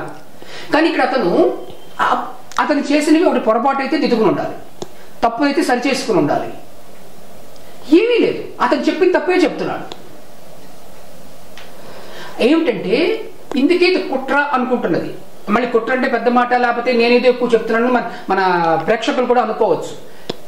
ఎవరిని నొప్పించడం నా అభిమతం కాదు, వాళ్ళని ఏదో దాన్ని ఏమంటారు గుత్సాలు అనడమో లేకపోతే అనడమో కాదు. ఆయన అనడం వల్ల నాకేమీ రాదు. అసలు ఈ నా తపన వల్ల నాకు వచ్చే పైసా అంటూ ఉండదు, లబ్ధేమీ లేదు నాకు. కానీ జాతికి ఒక తెలుగువాడిగా, విషయం తెలిసిన వాడినిగా, ఇప్పుడు ఇంతకుముందు మీరు అడిగారు ఎవరికైనా తెలుసా, ఎవరికి తెలియలేదే కదా, చెప్పలేదు, తెలిసి ఎవరైనా చెప్పేవాళ్ళు కదా. ఇక్కడ కారణం ఏమిటంటేనండి, నాకు సంతానకృష్ణ గారు ఉన్నారు, వామనన్ ఉన్నారు. ఇప్పుడు వాళ్ళు కూడా తప్పులు చేసి వచ్చారు. ఈ సహజం, మానవ సహజం. సంతానకృష్ణ గారు దీని ముందు ఆయన ఏమనుకున్నారు, ఇంకేదో పేరు అనుకున్నారు. ఇది ఒక క్రమం అండి. ఒక విషయాన్ని మనం బయటకు అన్వేషణలో మనం వెళ్తున్నప్పుడు ఇదా అదా మనకు తెలియదు. ఒక దశకి ఈ తప్పు దాటి మనం వచ్చాము, ఇది అట్లాగే చెప్పడం అన్నమాట. ఇప్పుడు ఇప్పటికీ మించిపోయింది ఏమీ లేదు. రెంటాల జయదేవ్ తన తప్పు దాన్ని దిద్దుకుంటే అతను మంచివాడిగా మిగులుతాడు. మంచివాడు అంటే గొప్పవాడని అట్లా కాదు, ఒక వ్యక్తిగా మామూలు వ్యక్తిగా అయినా తెలుస్తుంది. అంటే ఇక్కడ ఏంటంటే మనకి ఈ విషయం మీద ఇంకా పని చేయగలగాలని నాకు ఉందండి. నా దగ్గర ఇంకా ఆధారాలు ఉన్నాయి. అంటే ఇప్పటి వరకు నేను బయట పెట్టిన ఆధారాలు కాకుండా మరికొన్ని ఆధారాలు నా దగ్గర ఉన్నాయి. తదుపరి కార్యక్రమాల్లో కానీ మరి విషయాల్లో కానీ నేను బహిరంగంగా అందరికీ చెప్పాను, ఎవరైనా ఈ విషయంతో నాతో ఎప్పుడైనా మాట్లాడవచ్చు, లేదా జయదేవ్ నేను ఒకే వేదిక మీద కూర్చొని మాట్లాడతాము. ఇక అతని ఇష్టం. ఇప్పుడు అతను ఏం చేసినా చేయకపోయినా నా పని నేను చేసుకుంటాను, మీ డ్యూటీ మీది, నా ధర్మంగా భావిస్తున్నాను. అంటే పెద్ద కార్యక్రమాలు నేను చేయలేకపోవచ్చు కానివ్వండి, ఇది నాకు తెలుసు, దీన్ని నిరూపించడం ఎలాగో కూడా నాకు తెలుసు. మళ్ళీ ఇప్పుడు వెనక్కి సాహిత్యం మీదకి వస్తాను. అంటే పేరు నేను ఎందుకు ఎవరి పేర్లు ప్రస్తావించండి. ఒక వ్యాసం మీద మీరు ఒక కౌంటర్ రాశారు, అంటే అది ప్రచురితం అయిందో లేదో నాకు తెలియదు కానీ మీరు సర్క్యులేట్ చేశారు. ఎందుకని ఆ వ్యాసం మీద మీకు అంత ఇది వచ్చింది? పేర్లు చెప్పనన్నాను కదా. కొంతమంది బౌద్ధం మీద, అంటే బౌద్ధాన్ని ఆయుధంగా చేసుకుని వాళ్ళ అజ్ఞానంతో సనాతన ధర్మం మీద దాడి చేస్తున్నారు. ఆ క్రమంలో కొంతమందికి నేను బదులు చెప్పవలసి వచ్చింది. ఉదాహరణకి సాక్షి పత్రికలో దేవరాజు మహారాజు అనే వ్యక్తి ఈ బౌద్ధాన్ని కలిపేసుకున్నారు అని చెబుతూ బ్రాహ్మణ నింద చేశాడు. ఇక్కడ ఏమిటంటే అతనికి చదువు లేదు, కావాల్సినంత చదువు లేదు. మీరు ధైర్యంగా దీన్ని ప్రసారం చేసుకో. మీరు మాట్లాడినప్పుడు మాకే ఉంది. దేవరాజు మహారాజు బౌద్ధం, హిందుత్వం అంటే బౌద్ధం ప్రాతిపదికగా దేవరాజు మహారాజు మాట్లాడుతున్న మాటల్లో 90% అబద్ధాలే. అతనికి చదువు లేదు. ఆయన ఏనాడు జెఫ్రీ ప్యారింటర్ని చదవలేదు, కుమారస్వామిని చదవలేదు, ఐబి హార్నర్ని చదవలేదు. వీళ్ళందరూ అంతర్జాతీయ వీళ్ళండి చరిత్రకారులు. ఇలా 16 మంది పేర్లు నాకు తెలుసు. రైస్ డేవిడ్స్ వీళ్ళని చదవలేదు. ఆయన ఏదో ఒకటి అనుకుంటూ అదే చెప్తూ ఉంటాడు. మీరు ఆయన ఒక 10 వ్యాసాలు చదివితే 11వ వ్యాసం మళ్ళీ మొదటి వ్యాసమే వస్తుంది. అట్లాగా ఆయన ముందు సాక్షిలో అలాంటి వ్యాసం ప్రచురించడం తప్పు. ఆ వ్యాసానికి నేను బదులు ఇవ్వాల్సి ఒకటి ప్రచురించడం అంటే ఏ జర్నలిజంలో ఎవరు ఏది రాసినా ప్రచురించడం అనేది మరి దాని కౌంటర్ ప్రచురించడం. అప్పుడు ఒక వ్యాసమో ఒక సినిమానో ఒక నాటకమో లేకపోతే ఒక విషయం బయటకు వచ్చినప్పుడు అది విమర్శనకి గురి అవుతూనే ఉంటుంది. సహజం. అదే పని చేశాను. 30,000 మంది నా వ్యాసాలు చదివారు నా టైం లైన్ మీదే. దాన్ని షేర్లు చేసుకున్నారు, ఎంతమంది చేసుకున్నారు. ఇది కూడా నా ధర్మంగానే నేను భావిస్తానండి. ఎందుకంటే ఎవరో ఏదో అబద్ధం చెప్తున్నారు, నాకు అది అబద్ధం అని తెలుసు. సోదాహరణంగా సాధికారికంగా నేను దాన్ని నిరూపించగలను, అన్నిటిని ఉటంకిస్తూ అట్లాగే చేశాను. ఆయనదే కాదు కొంతమంది చేశాను. బౌద్ధం మీద కొన్ని వీడియోలు చేశాను. అంటే ఇక్కడ ఆ వ్యక్తుల మీద నాకేమీ లేదండి, వ్యక్తుల కంటెంట్ మీద. ఆ కంటెంట్ చూస్తున్నప్పుడు ఎందుకు ఇంత అజ్ఞానంగా వాళ్ళు చేస్తున్నారు, ఎందుకు ఇంత మూర్ఖంగా చేస్తున్నారు, మీకేమి తెలుసు రండి. ఇప్పుడు ఒక వ్యక్తి దేవరాజు మహారాజే అనుకుందామండి, ఆయనకి నా పోస్టులన్నీ పంపారు, ఆయన డిలీట్ చేసేస్తాడు. అంటే ఆయన దగ్గర సమాధానం లేదు, ఆయన దగ్గర చెప్పిన అబద్ధమే చెప్తూ ఉంటాడు. తిరుపతి ఏమండి అది 2000 ఏళ్ల క్రితమే దాని గురించి చెప్పారు అన్నారు మీరు, బదులు ఉండదు. ఇప్పుడు ఒక చర్చ మీదే కదా ఉంటుందంటే మీరు మాట చెప్తారు, నేను మాట చెప్తాను, మన ఇద్దరికి ఒక ఇది వస్తుంది, సత్యం ఏదో తెలుస్తుంది. ఇక్కడ ఏంటంటే వాళ్ళకి తెలుసండి వాళ్ళు చెప్తున్నది అబద్ధం అని, కావాలని చెప్తున్నారు. అదే ఇప్పుడు మీరు అంటే అనిపిస్తుంది అంటే నాకు ఏదో కులాల గురించి మనం మాట్లాడుతున్నాం కాదు కానీ, కులాల గురించి మాట్లాడుతున్నాం అని కాదు కానీ ఎక్కడ ఈ మధ్యన ఎవరు చూసినా బ్రాహ్మణ దూషణ ఎక్కువైపోయింది. అయితే ఇటీవల నేను ఊరికే భారతంలో ఊరికే అంటే మీకు సందర్భం కాకపోయినా చెప్తున్నా, ధర్మరాజు జోదం ఆడినప్పుడు కూడా అట అందరినీ అందులో వడ్డేశాడు, తమ్ముళ్ళని భార్యని తన్ని కూడా, బ్రాహ్మణుల్ని మాత్రం వడ్డలేదుట. అంటే ధర్మరాజు అక్కడ మనం చెప్తున్నది ధర్మరాజు రాజు అక్కడ, అది చెప్తే మళ్ళీ ఇంకేమైనా అనొచ్చు. అందులో ప్రత్యేకంగా రాశాడు ధర్మరాజు బ్రాహ్మణులని వాళ్ళకి ఇచ్చిన సంపదలని తప్పించి మొత్తం వడ్డేశాడు. అంటే ఇక్కడ అది మనం ఒక ఆలోచన క్రమం పక్కన పెట్టినా బ్రాహ్మణుడే కాదండి, ఒక కులం మీద బహిరంగంగా చేయొచ్చు. అదే అసలు అంటే ప్రత్యేక ఎక్కువగా ఇది జరుగుతోంది. అంటే మీరు ఆలోచించండి, వైశ్యులను ఒకళ్ళు నేను కోమట్లు వాళ్ళు ఏమిటి సామాజిక స్మగ్లర్లని వాళ్ళని, వీళ్ళేమో సోమరిపోతులు బ్రాహ్మణులు అని. ఏమిటది అది అలా అనడం ఏంటంటే అనాగరికత్వం అండి. అంటే వాళ్ళు అంటే ఈ కుల నింద చేసేవాళ్ళు ఎవరు ఏ కులం చేసినా, ఇప్పుడు మనం ఈ మధ్య బ్రాహ్మణ నింద ఎక్కువైపోతుంది అనుకుంటున్నాం, అది కొంతమందికి జీవనోపాధి అండి. పర్వాలేదు, ఆ విధంగా జీవనోపాధికి ఉపయోగపడితే మంచిది కదా. పాజిటివ్ గా ఆలోచించవచ్చు. జీవనోపాధి అసంస్కారం అంటే జన్మ సంస్కార రాహిత్యం అంతే కదండి. ఇప్పుడు మనం ఉన్నాము, ఒక వ్యక్తిని కులనింద చేయటం ఏమిటి? చదువుతో మాట్లాడదాము, అతను పనితీరు మీద మాట్లాడదాము, ఎన్నో ఉంటాయి. ఇప్పుడు నేను కొన్ని పత్రికల్లో వచ్చిన ఎడిట్ పేజ్ వ్యాసాల మీద బహిరంగంగానే విమర్శిస్తున్నాను. విమర్శ కాదు, నిజమైన విషయాలు చెప్తున్నాను. మీ మీద ఎప్పుడు దాడులు జరగలేదా? ఎందుకు జరుగుతాయి? అక్షర దాడి అంటే ఏ దాడి జరగలేదు. ఎవ్వరు మీరు మాట్లాడిన దాని కౌంటర్ ఏం మాట్లాడలే. నా ఫోన్ నెంబర్లు ఇస్తున్నాను కదా. ఇస్తున్నారు, చూశాను నేను. చెప్పండి, మధ్యలో అడ్డుపడ్డాను. కాదు అట్లాగా, ఎందుకంటే అలా కౌంటర్ చేస్తున్నప్పుడు ఏమిటి అంటే ఆ రచనలు వెయ్యొచ్చా లేదని పత్రికలు వాళ్ళు చూసుకోవాలి. అంటే నేను అదే చెప్తున్నా, పత్రికలో అన్ని వెయ్యాలంటున్నా. సరేనండి, కులనింద వెయ్యొచ్చా? వాళ్ళు కులనింద వేశారనుకోండి సపోజ్, అంటే జర్నలిస్ట్ గా మాట్లాడుతున్నాను. ఒకళ్ళు కుల నింద, లేదంటే పుస్తకాన్ని నింద, లేదంటే ఇంకొక దాని నింద, ఏదైనా నింద అనుకుందాం. వాళ్ళు వేసినప్పుడు నేనంటే చాలా కాలం క్రితం నేను ఆంధ్రజ్యోతి ఫాలో అయినప్పుడు చెప్తున్నా, మిగిలిన పేపర్లలో ఇది ఎక్కువ వచ్చేది కాదు. సాహిత్యానికి ఎప్పుడు ఆంధ్రజ్యోతి ఫస్ట్లో ఉండేది. ఇప్పుడు మీరు నన్ను తిడుతూ రాస్తే కనుక నేను మరుసటి రోజు నేను కౌంటర్ చేసుకోవడమో, ఎందుకు తిట్టావని అడిగితే వేసే వ్యాసాలు కూడా వచ్చేవి, పోటాపోటీగా వస్తూ ఉండేవి. కుల నింద చేయడాన్ని ఎవరు సమర్థించం, ఏ కులాన్ని ఎవ్వరూ నిందించకూడదు. కానీ ఒకవేళ వేశారని అనుకుందాం, వేసినప్పుడు దాని కౌంటర్ని కూడా వేయాలంటున్నాను నేను అనేది. జర్నలిస్ట్ పేపర్లలో ఎప్పుడు అలాగే, ఇప్పుడు ఎంతమంది విశ్వనాథ సత్యనారాయణ గారిని వాళ్ళు తిడుతూ ఉంటే ఆయన కౌంటర్లు ఇట్లా వస్తూ ఉండేవి ఇవన్నీ. అప్పుడు అంటే అదే మరి పేపర్ అనేది మనకు వేదిక అండి. దినపత్రిక అనేది ఒక రచయితకు ఒక ఆలోచన వ్యక్తపరచడానికి ఒక వేదిక.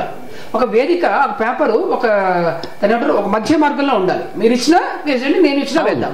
కానీ కులనింద వ్యాసం వేయటం ఏమిటి? అది మొదటి వేయకూడదు.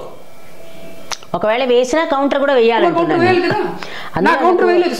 ఆంధ్రజ్యోతిలో కె శ్రీనివాస్ గారు ఎప్పుడు కూడా రెండు వేసేవారు. నాకు అంటే శ్రీనివాస్ గారిని నేను 2-3 సార్లు కలిశాను సాహిత్య సమావేశాల్లో. చాలా దాన్ని ఏమంటారు, ఒక బ్యాలెన్స్డ్ పర్సన్, ఒక హుందా అయిన జర్నలిస్ట్ ఆయన అట్లా. కానీ ఇప్పుడు దేవరాజు మహారాజు రాసిన దానికి నేను కౌంటర్ ఇస్తే వేయాలి కదా, వేయలేదు.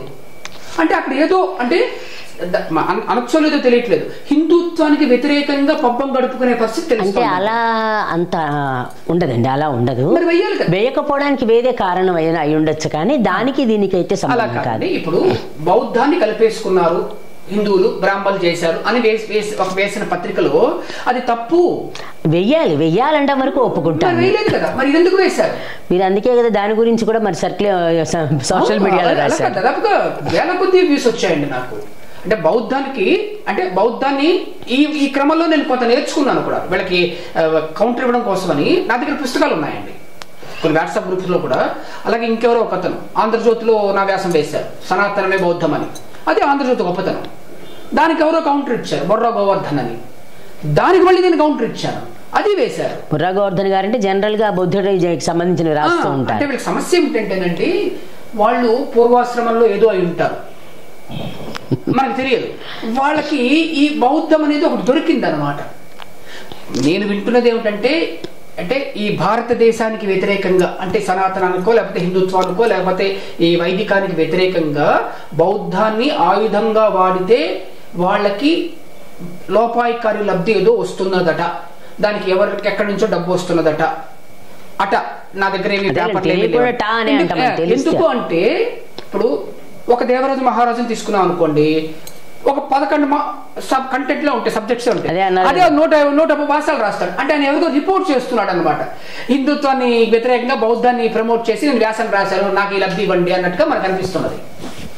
ఎందుకు అప్పటి చేయడం? మీరు ఒకసారి రాశారు. ఇప్పుడు దీపావళి హిందూ పండుగ కాదు, కామెడీ అనమాట, విదూషకత్వం అనమాట. లేకపోతే దసరా బౌద్ధం పండుగ. ఎవరు దసరా అండి? ఎక్కడ బుద్ధుడు? ఎవరు బుద్ధుడు? ఎప్పుడైనా పుస్తకం తెరిచి చూసారా మీరు? World encyclopedia of world religions అని అమెరికాలో పుస్తకం వచ్చింది. నేను ఆ పుస్తకం కూడా చూపించాను. బుద్ధ బాన్ యాజ్ హిందూ అని ఉంది అందులో. హిందూ సందేహం ఏముంది? మరి అది కాదంటున్నారు కదా. ఇప్పుడు ఏమైపోయిందంటే, బుద్ధుడికి ముందే బౌద్ధం ఉందట, బుద్ధుడి తల్లిదండ్రులే బౌద్ధులట. ఇవన్నీ ఏమిటండి? కొంతమంది వ్యక్తులు మానసిక రోగులేమో అని అనిపిస్తోంది మనకి. తెలియకపోవడం సమస్య కాదండి, నాకు చాలా తెలియవు. ప్రతి వ్యక్తికి అన్ని తెలియాలని విధేమీ లేదు. ఇక్కడ తెలిసినట్టుగా మాట్లాడడం, తెలియకపోవడం తప్పు కాదు, ఎప్పుడూ తప్పు కాదు. నాకు తెలుగు తెలియకపోవడం తప్పు కాదు, నాకు తమిళ్ తెలియకపోవడం తప్పు కాదు, నాకు ఇంగ్లీష్ తెలియకపోవడం తప్పు కాదు, పోనీ తెలియని ఇంగ్లీష్ లో మాట్లాడడం తప్పు కాదు. నేను నవ్వులు పాలవుతాను అంతే. కానీ తెలిసినట్టుగా ఉద్దేశం ఏమిటి? ఇప్పుడు ఒక పత్రిక, దేవరాజు మహారాజు పత్రిక, ఇప్పుడు చూడండి, మనం అనకూడదు అంటే ఒక పత్రికలో పేరు చెప్పచ్చో లేదో తెలియదు, కేవలం హిందూ వ్యతిరేక వ్యాసాలు మాత్రమే వస్తాయి. ఎందుకట్లాగా? ఇప్పుడు ఆయన ఎవరో ఉన్నారు, ఇందాక మనం అనుకున్నాము, కంచె ఐలయ్య అని. ఆయన ఒక వాక్యం రాస్తున్నాడు, 3000 ఏళ్లుగా తెలుగు వాళ్ళు నిరక్షరాసులు అని. ఆయన వచ్చి అక్షరాలు నేర్పిస్తున్నారా మనకి? అది లీడ్ గా పెట్టారండి ఒక పత్రికలో. ఇది దౌర్భాగ్యమా, అజ్ఞానమా? 3000 సంవత్సరాలుగా తెలుగు వాళ్ళు నిరక్షరాసులా? ఇటీవల అక్షరాసులు అయ్యారా? నేను రాశానండి ఈ మాట. నేను చెప్తే మీరు ఒక ఎడిట్ పేజ్ ఇన్ఛార్జ్ గానో, సంపాదకుడు గానో, ఒక జర్నలిస్ట్ గానో ఎలా దాన్ని అచ్చు వేస్తారు మీరు? ఇక్కడ ఈ కార్యక్రమం అందరికీ నేను వినిపించుకుంటుంది ఏంటంటే, ఏ పత్రికైనా తెలుగులో హిందువులు కొంటేనే వాళ్ళకి బువ్వండి ఆహారం. ఈ సంపాదకుడు కానివ్వండి, జర్నలిస్టులు కానివ్వండి, ఎడిట్ పేజ్ ఇన్ఛార్జీలు కానివ్వండి, హిందువులు ఆ పత్రికలు కొంటున్నారు కాబట్టే వాళ్ళకి భోజనం వెళ్తోంది. మరి హిందువులు వాళ్ళు రుణపడి ఉండాలా లేదా? మనం ఆలోచిద్దాం. మీరు ఆలోచించండి. ఇప్పుడు కమ్యూనిస్టులు కొంటే పత్రికలు వెళ్ళవు, క్రిస్టియన్లు కొంటే వెళ్ళవు, ముస్లింలు కొంటే వెళ్ళవు, అంటే వాళ్ళు కొంటారు. కానీ ఆ పత్రిక రాబడి చూసుకుంటే ఆ రాబడిలో 80%, 90% ఏ వర్గం కొంటే వస్తున్నది. మీరు వీళ్ళకి డాష్ కుంటే విశ్వాసమైన ఉండాలి కదా. హిందూ వ్యతిరేక రచనలు ఏమిటండి? అసలు ఒక వ్యక్తికి వ్యతిరేకత ఏమిటండి? ఎవరికి వ్యతిరేకంగా? ఇది కరెక్ట్. ఎవరిని వ్యతిరేకించదు, ఎవరి జీవన మనం ఎవరినైనా తీసుకుంటాం. మన క్రిస్టియన్ ఒకటే, ముస్లిం అయినా ఒకటే, దళితులైనా ఒకటే, వైశ్యులైనా ఒకటే, క్షత్రులైనా ఒకటే. అందరం ఒక సిస్టమ్కి వ్యతిరేకత ఏమిటి? సరే, మీరు ఒక వర్గాన్ని వ్యతిరేకిస్తున్నారు. ఆ వ్యతిరేకిస్తున్న వర్గం నుంచి వస్తున్న డబ్బుతోనే మీ బతుకులు, మీకు రోజు బొమ్మ వెళ్తోంది, మీకు జీతాలు వస్తున్నాయి. ప్రతి సంపాదకుడు మీరు చూసుకోవాలండి, ఆలోచించాలండి. నాకు ఇన్ని లక్షల జీతం వస్తుంది, ఏ డబ్బుతో వస్తుంది? ఆ పత్రిక సర్క్యులేషన్ ఎంత? ఆ సర్క్యులేషన్లో ఎంతమంది హిందువులు కొంటున్నారు? ఒక సీనియర్ జర్నలిస్ట్ ఏబికే ప్రసాద్ అని ఉన్నారండి, వర్షపట్టి రైట్ తీసుకున్నాను సాక్షుల వ్యాసాల మీద. పిచ్చి పిచ్చి మాటలు రాస్తారు. ఎందుకు వేయాలి అవి? ఇప్పుడు అభిప్రాయ భేదాలు ఉంటాయండి, అవగాహన భేదాలు ఉంటాయండి, ఎరుక్క తేడా కూడా ఉంటుంది. నాకు ఒకటి తెలుసు, మీకు ఒకటి తెలుసు. కానీ పిచ్చి పిచ్చి రాతలు రాయటం ఏమిటి? కేవలం ఒక వర్గం మీద. ఈ భూమి ఎవరిది? ఎక్కడున్నాము? ఎంతమంది ఉన్నాము? ప్రతి పత్రిక ఆలోచించాలండి. అంటే తెలుగు వాళ్ళు కొనని పత్రిక, అంటే తెలుగు వాళ్ళు కొంటే ఆ పత్రిక జరుగుతోందండి. గత 20 ఏళ్ళుగానో 30 ఏళ్ళుగానో ఆ తెలుగు వాళ్ళు నిరక్షరాసులా? 3000 ఏళ్ళుగా నిరక్షరాసులట, గత కొంతకాలంగా అక్షరాసులు అయ్యారట. ఏమిటండి ఇది? అది వేసిన సంపాదకుడికి బుద్ధి ఉంటుందా? దానికి లీడ్ రాసిన ఎడిట్ పేజ్ ఇన్ఛార్జ్కి బుద్ధి ఉంటుందా? ఇంకో మాట కూడా వాడచ్చు, ఇది వాడకూడదని చూస్తున్నాను నేను. మీరు ఆలోచించండి, తెలుగు వాళ్ళు నిరక్షరాస్యులను లీడ్ పెడుతున్నాడండి అతను. కంచాయిలే రాశాడు అది. ఇప్పుడు అది నేను చదివానండి, ఏమిటది? నేను తెలుగు వాడినే.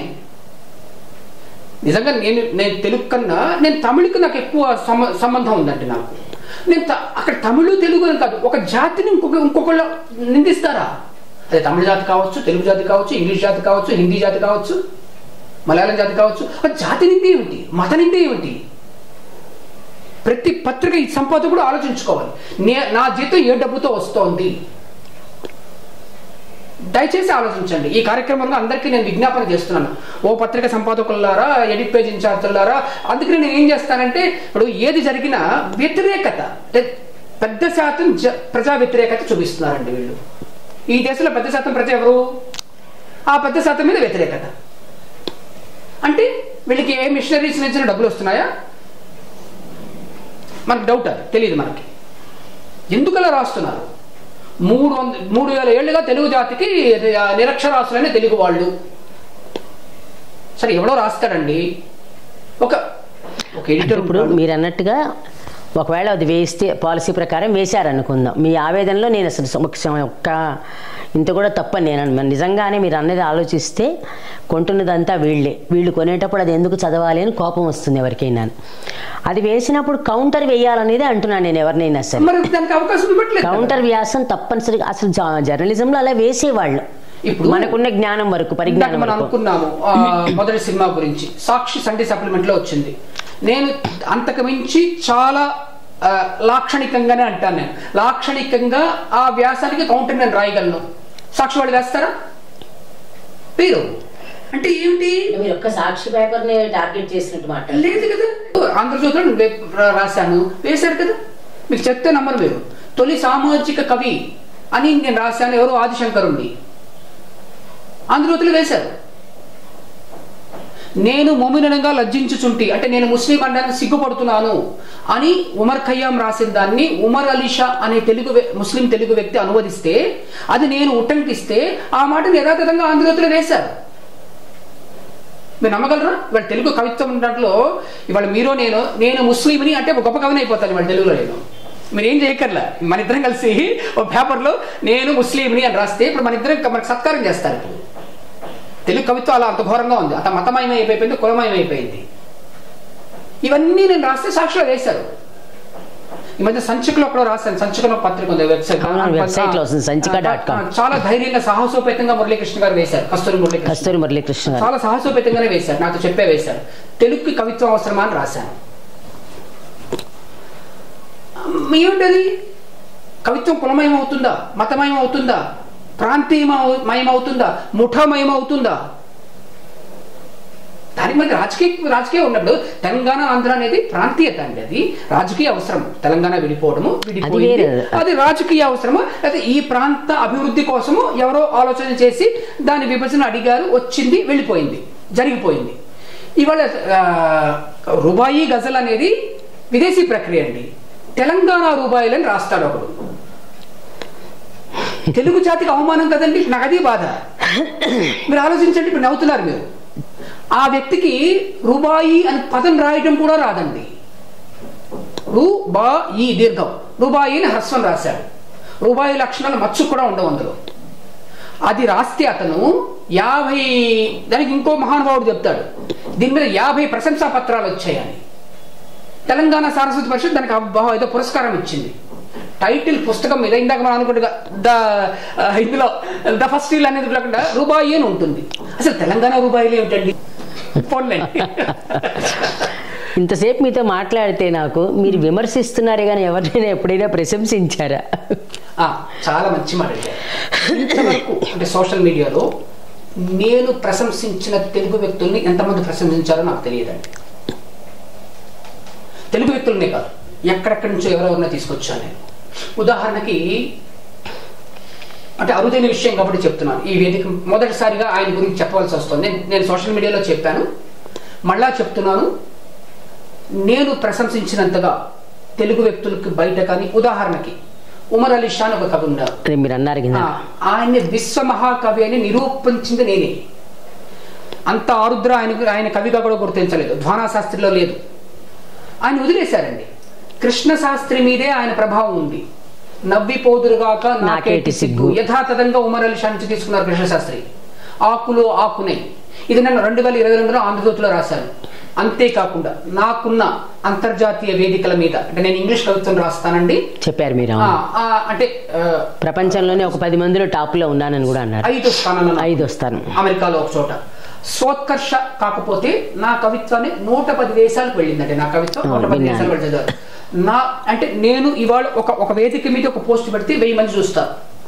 ఆ స్థితిలో ఉమర్ అలీ షా తెలుగు కవితల్ని ఆంగ్లంలోకి అనువదించి నేను విశ్వానికి తీసుకువెళ్ళానండి. అట్లాగే ఆయన కొన్ని చాలా పరిమితంగా కొన్ని కవితలు తీసుకొని ఇంగ్లీష్లోకి అనువదించాను. అది అమెరికాలో రిలీజ్ అయింది, ఇక్కడ వాళ్ళు చేసుకున్నారు. అది కాకుండా ఇంకా నా మీద, అంటే ఈ నా టైం లైన్ మీద కానివ్వండి, వాట్సాప్లో కానివ్వండి, ఎందరి గురించో చెప్పాను, ఎక్కడెక్కడి నుంచో తీసుకొచ్చి చెప్పాను. ఉదాహరణకి చిట్టూరి సత్యనారాయణ, ఈ పేరు మీరు ఎప్పుడైనా విన్నారా? డాక్టర్ చిట్టూరి సత్యనారాయణ. వినలేదు. 94 ఏళ్ళ 98కు ఇప్పుడు మరణించారు ఆయన. ఆయన 92 ఏట నాకు పరిచయం అయ్యారు 2003లో. మొత్తం భారతదేశంలోనే ఈఎన్టీ ఆయనతోనే మొదలైంది. ఇయర్ నోస్ రాశారు, చూశాను, కరెక్ట్. ఎంజిఆర్ ని షూట్ చేస్తే బుల్లెట్ గొంతులో దిగితే అది ఏమీ చేయలేమన్నారు. ఈయన విజయవంతంగా ఆపరేట్ చేస్తే ఎంజిఆర్ మళ్ళా బతికి మాట్లాడి నటుడుగా రాణించి తర్వాత ముఖ్యమంత్రి అయ్యారు. అంటే ఈఎన్టీ అనేది ఇవాళ సబ్జెక్ట్ చదువుకోవచ్చు, ఆ సబ్జెక్ట్ మూలమే ఆయన చదువులేదు, ఆయన సృష్టిస్తేనే ఈఎన్టీ అయింది. ఆయన గురించి ఏ తెలుగు వ్యక్తి చెప్పలేదు, నేను చెప్పాను. ఇంకొకటి ఇళయరాజా సంగీత దర్శకుల గురించి బహుశా ఇంతవరకు తెలుగులో ఆయన పాటల గురించి, ఆ పాటల గొప్పతనం గురించి నేను చెప్పినట్టుగా మరొకటి చెప్పి ఉండరు. తెలుగు సినిమా పాట ఎంత గొప్పదో నేను వీడియోల్లో చెప్పాను, తానా కార్యక్రమాల్లో చెప్పాను. అంటే దేశీయ స్థాయిలో మన కవులు ఎంత గొప్పవాళ్ళో నేను తీసుకెళ్ళి చెప్పాను. నాకు ముందు ఆ ప్రయత్నం ఎవ్వరూ చేయలేదు. అట్లాగే ఇంకా ఇప్పుడు నాకు గుర్తు రావట్లేదు ఈ కార్యక్రమానికి, ఇలా ఎంతో మంది గురించి నేను పైకి తీసుకొచ్చి, అంటే వాళ్ళకేదో నేను సేవ చేస్తున్నాను. అంటే మీరు విమర్శే కాకుండా ప్రశంసిస్తారు. నేను చెప్తే ఇవాళ ఉమర్ అలీ షా గురించి పోయిన నెల మెడ్రాస్ యూనివర్సిటీలో ఒక సదస్సు జరిగింది. ఉమర్ అలీ షా అనే వ్యక్తి మర్చిపోయారు. 2017లో నేను సాక్షిలో రాశాను. మీరు సాక్షిని నిందిస్తున్నాను అంటున్నారు, నేను సాక్షి ద్వారానే వచ్చాను. రాజిరెడ్డి నన్ను తీసుకొచ్చాడు అనమాట. అంటే ఒక దశలో నేను ఏదో వ్యాసాన్ని రాసి అతనికి పంపిస్తే ఇలా కాదు అన్నాడు. 2017లో 16లో నేను రాయలేనండి పేపర్లకి, అది నాకు మనం అంటాం కదా, it is not my cup of coffee అని. కాదు మీరు రాయండి అన్నాడు. నేను దాని ఏదో రాసి చూపించాను, వేసేశాడు. అక్కడి నుంచి అంటే ఈ రచన పత్రికల్లో నాకు ఎక్కువ, అంటే సాక్షి నుంచే నేను వచ్చాను, గట్టిగానే చెప్తున్నాను. తర్వాత జ్యోతి, అంత ఈనాడులో ఏదో 1, 2 రాశాను అంతే. తర్వాత ఇంక రాయలే. అంటే అన్ని పత్రికలు నేను పంపనండి. అంటే నా వ్యాసాన్ని కొన్ని పత్రికలు వాళ్ళే తీసేసి వేసేసుకున్నారు, దానికి నా బాధ్యత లేదు. కాబట్టి ఇప్పుడు ఇంకా మనం ఇవాళ సోషల్ మీడియా యుగం అంటే ఈ పత్రికల వాళ్ళు వేస్తారు, మనకు అవసరము, మనము రాస్తాము, నేను రాస్తాను, అందులో అనుమానం లేదు. కానీ ఇవాళ హాయిగా మన సోషల్ మీడియాలో మనం రాసేసుకుంటే డిపెండ్ అవ్వక్కర్లేదు. మన ఉద్దేశం ఏ నిబంధనకి అడ్డుపడి, అంటే నదీ ప్రవాహంలాగా వెళ్ళిపోతుందండి. ఈ ట్యూబ్ లో వెళ్లకుండా, గొట్టంలో వెళ్లకుండా నదిలాగా వెళ్ళిపోతుంది. దానికి విజయం మన దగ్గర వర్త్ అంటాం కదా, ఆ విషయం ఉంటే వెళ్తుందండి.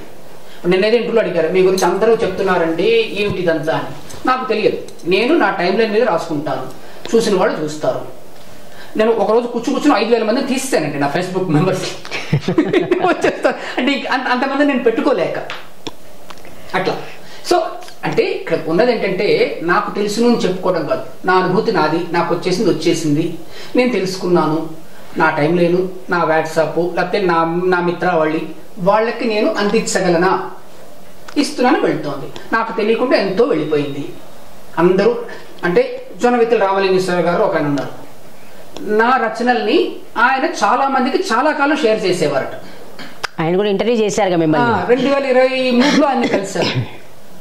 అంటే నా రచనల వల్లే ఆయనకి నాకు బాంధవ్యం ఏర్పడింది.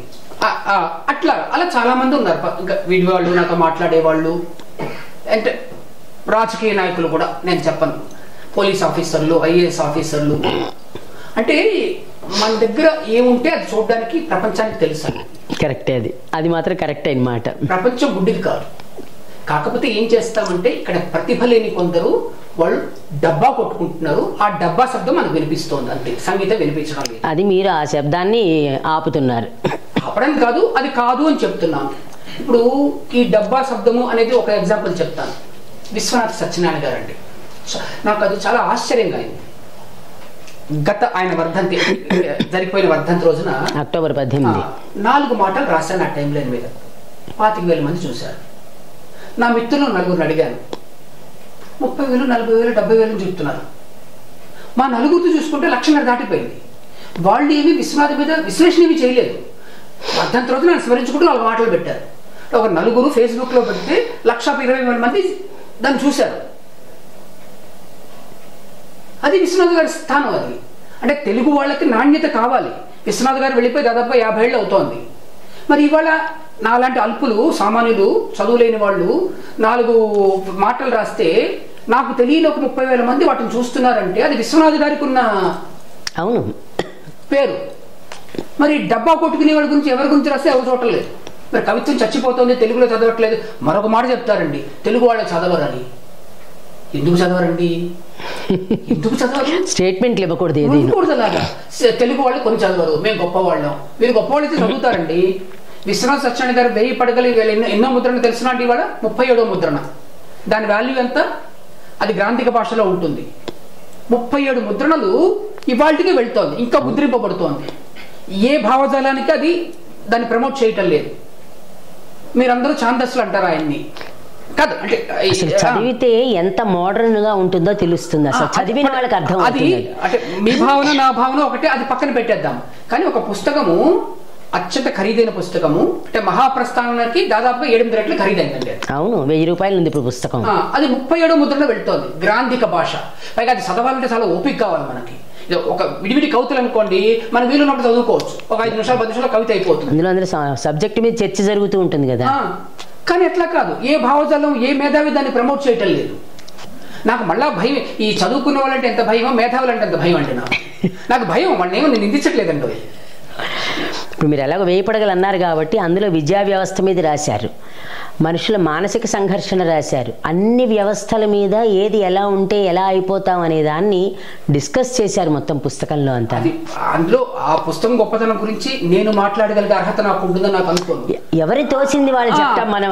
మనం ఒక ఫినామినన్ అంటాం కదండి, అది జరుగుతోంది కదా. 37వ ముద్రణ ఆ పుస్తకం. అవును, మరి మిగిలిన వాటికి ఎందుకు లేదు? అంత ఖరీదు పెట్టుకుంటున్నారు కదా. అప్పుడు మహాప్రస్థానానికి ఒక 70 ముద్రణలు అనుకుందాం, 80 ముద్రణలు అనుకుందాం, 100 ముద్రలు.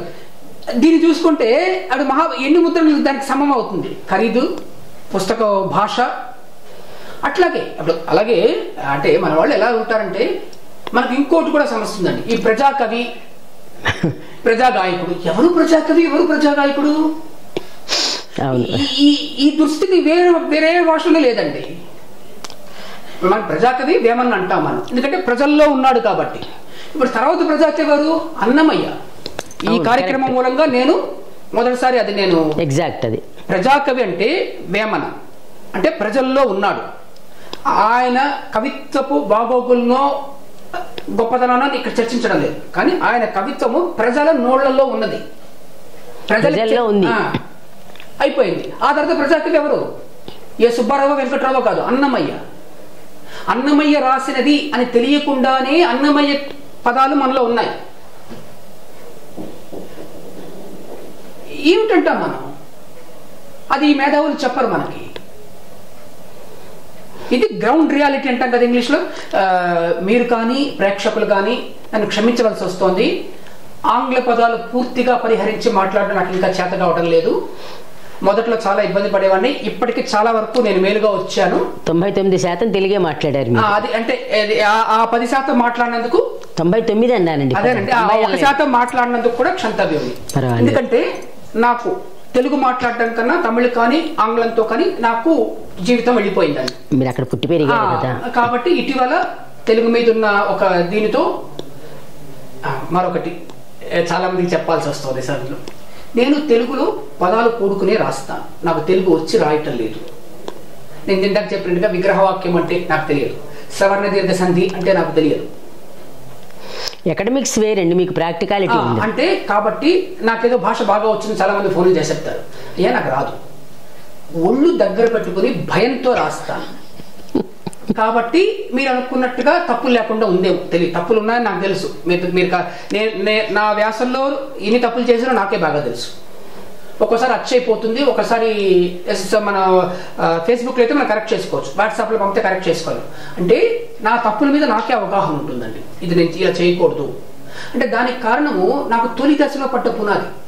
కాసల నాగభూషణం గారు కానివ్వండి, పివి శ్రీనివాస్ గారు కానివ్వండి, ఏకే రంగారావు గారు కానివ్వండి. అంటే భాష మీద, వ్యక్తీకరణ మీద, ఒక వాక్యంలో కర్త కర్మ క్రియ ఇలా ఉంటుంది. ఇప్పుడు ఇంగ్లీష్ రాసేవాడిని ఆయనకి ఇచ్చేవాడిని, తిట్టేవారు. ఆ తర్వాత ఏంటి, వెర్బ్ ట్రాన్సిటివ్ ఇలా ఉండాలి, దానికి సబ్జెక్ట్ ఉండదు, ఇలా చెప్పేవారు. అలా పిక్ చేసినవే. ఇట్లా గబుక్కన రోజున ఆయన కొత్త కొత్త ఛందస్సులను సృష్టిస్తుంటారు. పివిఎస్ గారు 116 అక్షరాలు 13 ఎత్తులతో ఒక వృత్తం సృష్టించారు ఆయన. నేను వెళ్ళి నేను కూడా రాశానండి, అది రాసేవాను, చూపించాను, రాశాను, అయిపోయింది అది. అంటే ఒక వృత్తంలో పాదానికి 116 అక్షరాలు ఉంటాయి, 13 ఎత్తులు ఉంటాయి. ఒక పాదానికి 13 ఎత్తులు, 20 అక్షరాలకే 2 ఎత్తులు ఉంటాయి కదా. ఇక్కడ 13 ఎత్తులు రాసి పారేశాను. మనకు పోయిందే అట్లాగా. ఇప్పుడు కూడా అంటే విద్వత్ అనే వాళ్ళు చాలా మందికి ఉంటుందండి. ఈ కార్యక్రమం గురించి ఇంకొక వ్యక్తి గురించి కూడా మనం చెప్పుకో, ఏల్చూరి మురళీధర్రావు గారు. ఇప్పుడు మనకున్న విజ్ఞులలో, భాషా విజ్ఞుల్లో ఆయన ఒకరు, తక్కువ మందిలో ఆయన ఒకరు. ఇటీవల ఆయన మంచి పుస్తకం రాశారు, తెలుగు సాహిత్యంలో వ్యాసఘట్టాలు అని. ఎవరికైనా వీలుంటే ఆ పుస్తకం చదివితే చాలా బాగుంటుంది. నేను ఇంకా చదవలేదు, కానీ ఆయనతో నాకు ఉండే పరిచయంతో చాలా సరైన చింతనాశీలి ఆయన. టింకర్ అంటాం కదా, ఇప్పుడు చింతనాశీలి అనేది నేను ఇప్పుడు చెప్పిన పదం టింకర్ అంటారు, చింతనాశీలి. ఇలా కొన్ని ప్రయోగాల్ని నేను ఏల్చూరి మురళీధరరావు గారిని అడుగుతాను. సౌందర్యజ్ఞత అలాంటి పదం లేదు. సోకిష్టి, రోగిష్టి అంటాం కదా, సోకిష్టి. ఏమండి ఇలాంటివి అనొచ్చా అంటాం. అంటే టెక్నికల్ గా తప్పు కాదు. పింగళి గారు అన్నారు, ఎవరు సృష్టించకపోతే పదాలే రావు. అంటే సాంకేతికంగా తప్పు కావు, అంటే విద్యాపరంగా తప్పు కావు, సోకిష్టి అనొచ్చు. ఇలా కొన్ని అనేవాడు. అంటే మళ్ళీ ఒకటి, మీరు ప్రిపేర్ చేసుకుని రాస్తారా అని కొంతమంది అడుగుతారు. రాయండి.